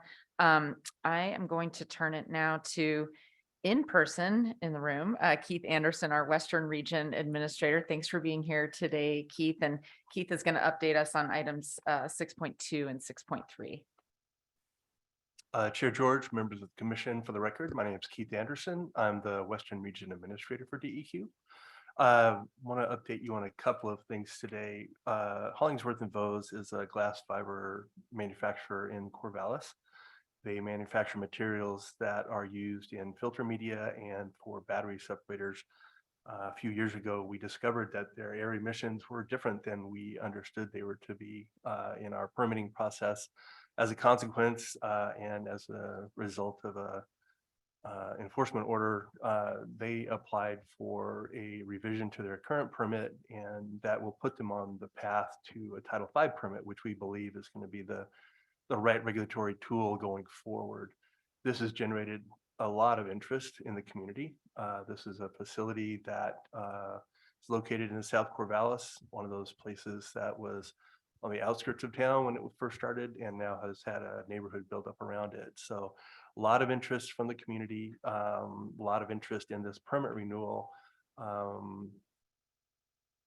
We believe that we're going to be on the right path with the Title V permit. It's a much more appropriate regulatory tool based on our understanding, based on recent sampling out there.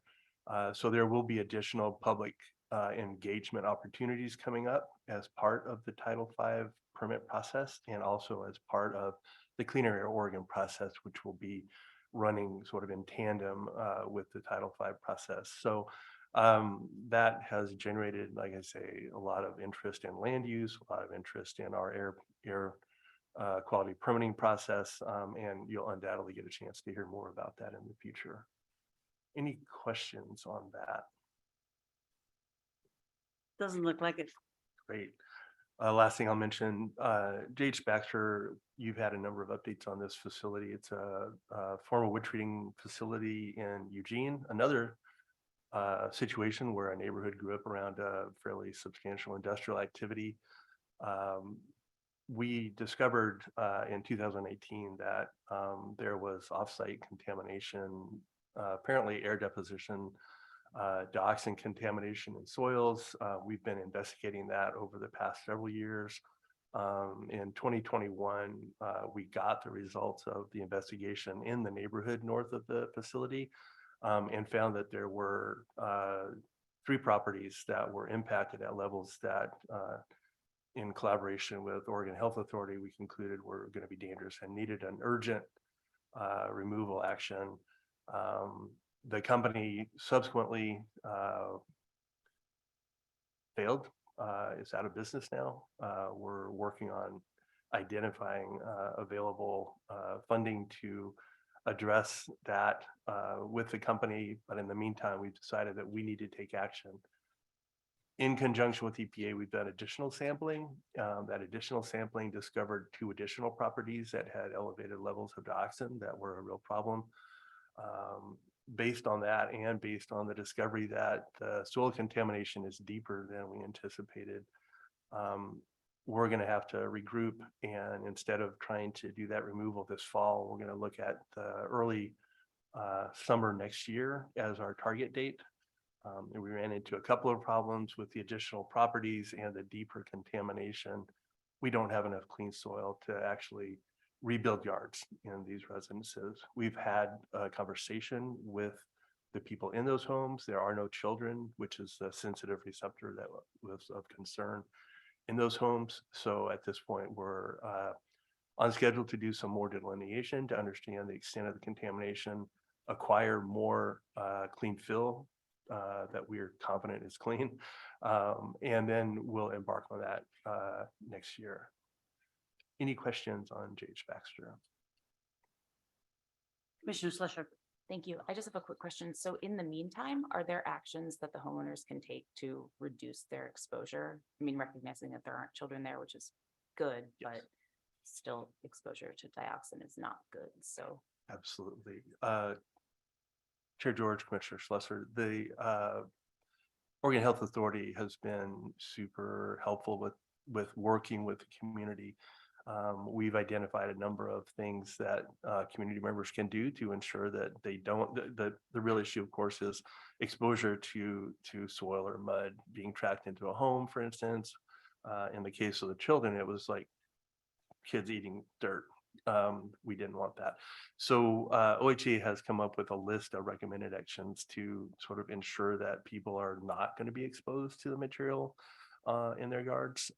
Includes maintaining, a good lawn cover, or ensuring that people are not tracking material into their homes. So there's a variety of mitigation measures that OHA has identified, and we've shared those broadly, including with these specific folks. So we feel fairly confident, and they, based on the conversations I've heard about, they are okay with this delay. great, Okay. thank you. Sure. Okay. Thank you. Thank you so much, Keith. So commissioners, I'm going to be brief and get through this in about 4 minutes. I just have 2 more items for you. One of those items is the first item in the director's report, and I won't go through all of this, but I think it's important to mention we are still working with a consulting firm, Engaged to Change, and we've contracted them to support us in facilitation, training, and consultation through March 2023. Specifically, they're working with us around our diversity, equity, and inclusion efforts at the agency, as well as learning and practicing anti-racist frameworks.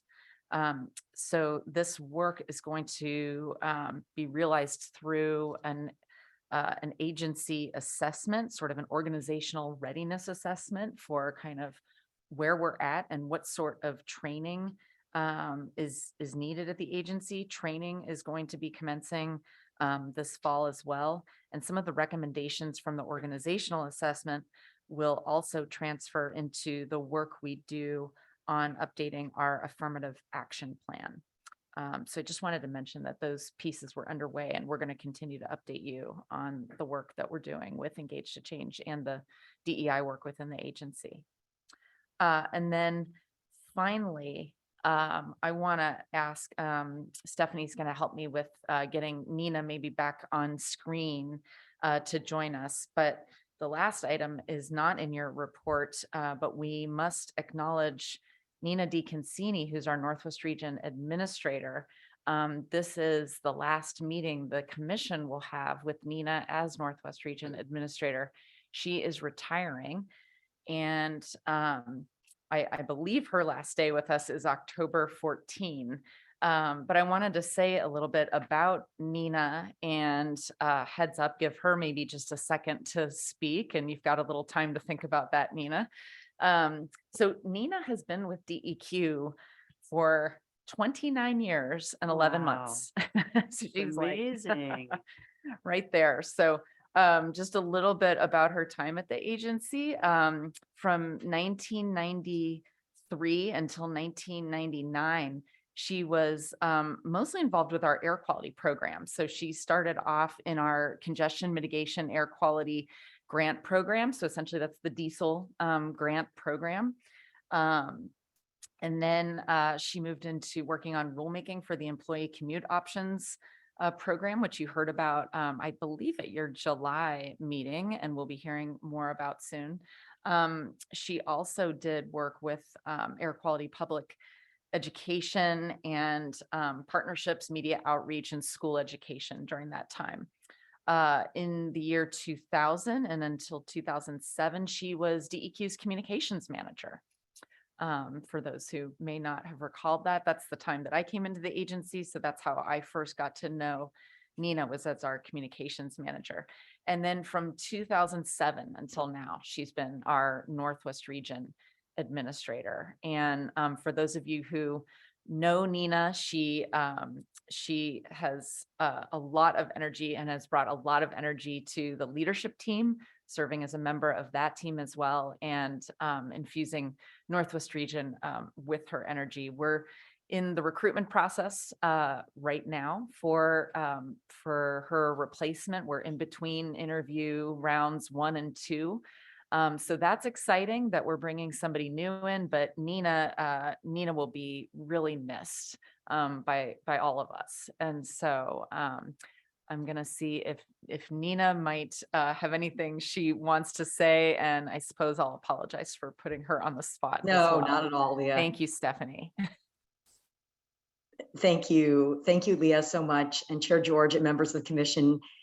Kathleen, if you'll permit me, you and I have had a lot of intersects over the years, so it's a particular pleasure to be able to address you and the commission, and to thank all of you first and foremost for your service and everything you've done for us. I just have such an appreciation for the volunteer hours that you spend. I have a unique perspective on how much that does take. It's pretty extraordinary. As Leah said, the entire duration of my second pregnancy was the employee commute options rule. So that's kind of how I've been marking kind of my time, in those kinds of blocks, right?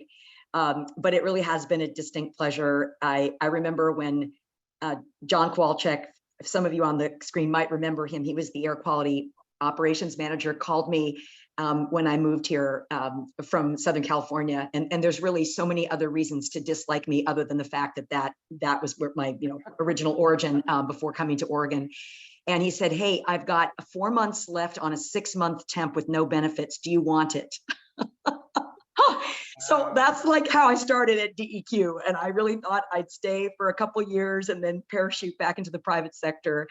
And so, yeah, 5 jobs later, here I am. So I just want to say that serving Northwest Region in particular, it's a challenging geography. I get to use all my skills every day. It's an extraordinary group of staff and managers from all sorts of disciplines that just, I continue to learn from. And, I'll never know what the MCL level is for arsenic in soil. So I just want to, own that right now. But I certainly can tell you how much my life has been enriched by the communities that we have served. And that includes industry, that includes organizational, environmental organizations, and then, residents, homeowners, families, just the whole array of people we serve as, stewards of the environment in the state. So thank you, Leah, very much for giving me this opportunity. Thank all of you for the support over the years. And I just wish all of you well. Well, thank you so much, Nina. And thank you so much for your long and inspired and strong and articulate service to the state of Oregon and the people of Oregon. I will go ahead and share with everybody here and anyone who may be listening. Working with Nina is always a great pleasure and usually a lot of fun. But I also had the distinct pleasure of actually being interviewed by her at a previous chapter in my life, which I think was a little bit entertaining for both of us. It turned out that was not the right fit, and not because we weren't excited about working together. I think we always have been.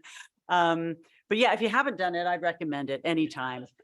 And Nina, I just want to say, it's DEQ employees like you who have great passion and great heart for this state and for the people of Oregon and for the resources of Oregon that make DEQ people just such wonderful people to work for. And you have brought your talents and your heart and your drive and your great sense of humor to your work. And on behalf of all of us, I want to thank you. And I want to hope that it's not the last time we'll get to sit down and ask each other fun and interesting questions. Likewise, Chair George, thank you. Yes, I do remember that, actually. I feel like I have to roast myself at all these farewells because otherwise everyone's going to come up with stuff that I don't remember, like that. Take Thanks care, again. Nina. We look forward to seeing you again. Likewise, thank you all. Thanks, Chair George. That's all I have today. All right. So our last item for today is usually a fairly brief one, and that's for the commissioners to share any work they've been doing that might be interesting or relevant to our work here together. So commissioners, do you have anything that you'd like to share with us? Commissioner Kyle. So I'll just share one item, which is around the internal auditor. So as you may recall, the auditor that we previously was working with had to stop working for health issues, but we have been searching for a new one. And so just the update is we have 4 interviews kind of set up, and hopefully we will have somebody identified in the very short term to be able to pick that work back up. That's great news. Anybody else? No? Okay, I'll just quickly share just a couple things. Yeah, again, in the interest of time, make it very quick. So as I've mentioned before, I continue to do my best to serve on that Senate Bill 5006 Regional Water Quality Planning Board. The task of that board is to develop some recommendations about whether and how regional water quality planning could continue in the state of Oregon, and report back to the legislature on that. I'm just going to offer my own personal opinion. I continue to think that this is an incredibly difficult charge for this group because they're asked to provide some recommendation about regional water planning in the context of a state who, across the state, we understand that the way we've been doing water planning leads to deficits. It leads to people who get things that they need, people who don't get things that they need. And as those things shift, everybody is in a very difficult position. So, I think we're in the situation also of increasing drought and climate change and issues that are always contentious and always difficult under the best of times. It feels rather odd to have this little subsection to say, okay, well, but what do you think about regional water planning? And it's really hard to answer that question with so much, I think, moving in the state in the larger conversation. So nonetheless, some people have brought a proposal forward. It will be evaluated. We will see how many people can support it. I share these ideas not because I don't think there can be unique opportunities in basins. I've seen it. I've seen it happen where good things can happen. But I think I just think this is a particularly challenging ask for these group of people. And that's just my personal opinion. We'll continue to do our best. I'll just make quick reference that Willamette Riverkeeper, and we heard from several of those folks during the open forum who brought forward the petition and the idea about garbage or a trash TMDL, which is a really interesting idea. Number one, we don't have a standard for garbage or trash, so that would be the first thing we'd have to deal with. But I think they're doing this is raising a very real and valid issue, and is raising the question about, well, who's responsible for this, right? This is kind of a different approach to what we call DMAs, right? Designated management areas or agencies, but truly, like, whose job is it to deal with this very practical pollutant of trash? And so I think those are important conversations, and I think there are ones that we should engage with and struggle with, regardless of the right regulatory tool in the short term. And they reached out to me about that, saying that that's really the conversation that they do want to have. And then the last thing I'll just share is, for the first time in probably 15, probably more years, I got to go eeling out Willamette Falls, which was an absolute joy, despite some bumps and bruises. But it was sure a great reminder to me of that, fishing isn't just fishing. Right? When you go out and you get eels at Willamette Falls, You are breathing the air. You will try very hard not to drink it, but the river will win. And at times you will ingest this water. And I can just tell you that I would imagine a person should feel cold on a cool summer morning, being in the Willamette all day, and you don't, because it's very, very warm. And so while I had a wonderful time getting eels, it reminded me of all the reasons we do the work that we do here, is because some folks just get, their dinners at the supermarket, and some folks go out and get them for a wide variety of reasons, because it's their culture, it's their interest, it's their hobby, or to feed their family. And so I just wanted to share that was a great reminder to me of the important work we try to do with DEQ, about the very realistic and not always voluntary exposures people have to our environment. So that's all I had. All right. Anything else for the good of our order? Hearing none, I'll entertain a motion to adjourn. Does anyone object to adjourning? All right. So hearing none, we will finish now. And we will go into, however, the working lunch and executive session. And we are behind schedule to get that going. So we will remove to our break room, but the public portion of this meeting is adjourned at 1:25. Thank you all. And thank you. At this time, I will close the Zoom recording. Thank you all for your participation and for your continued commitment to Oregon's environment. Yeah, we're running late at 1:30.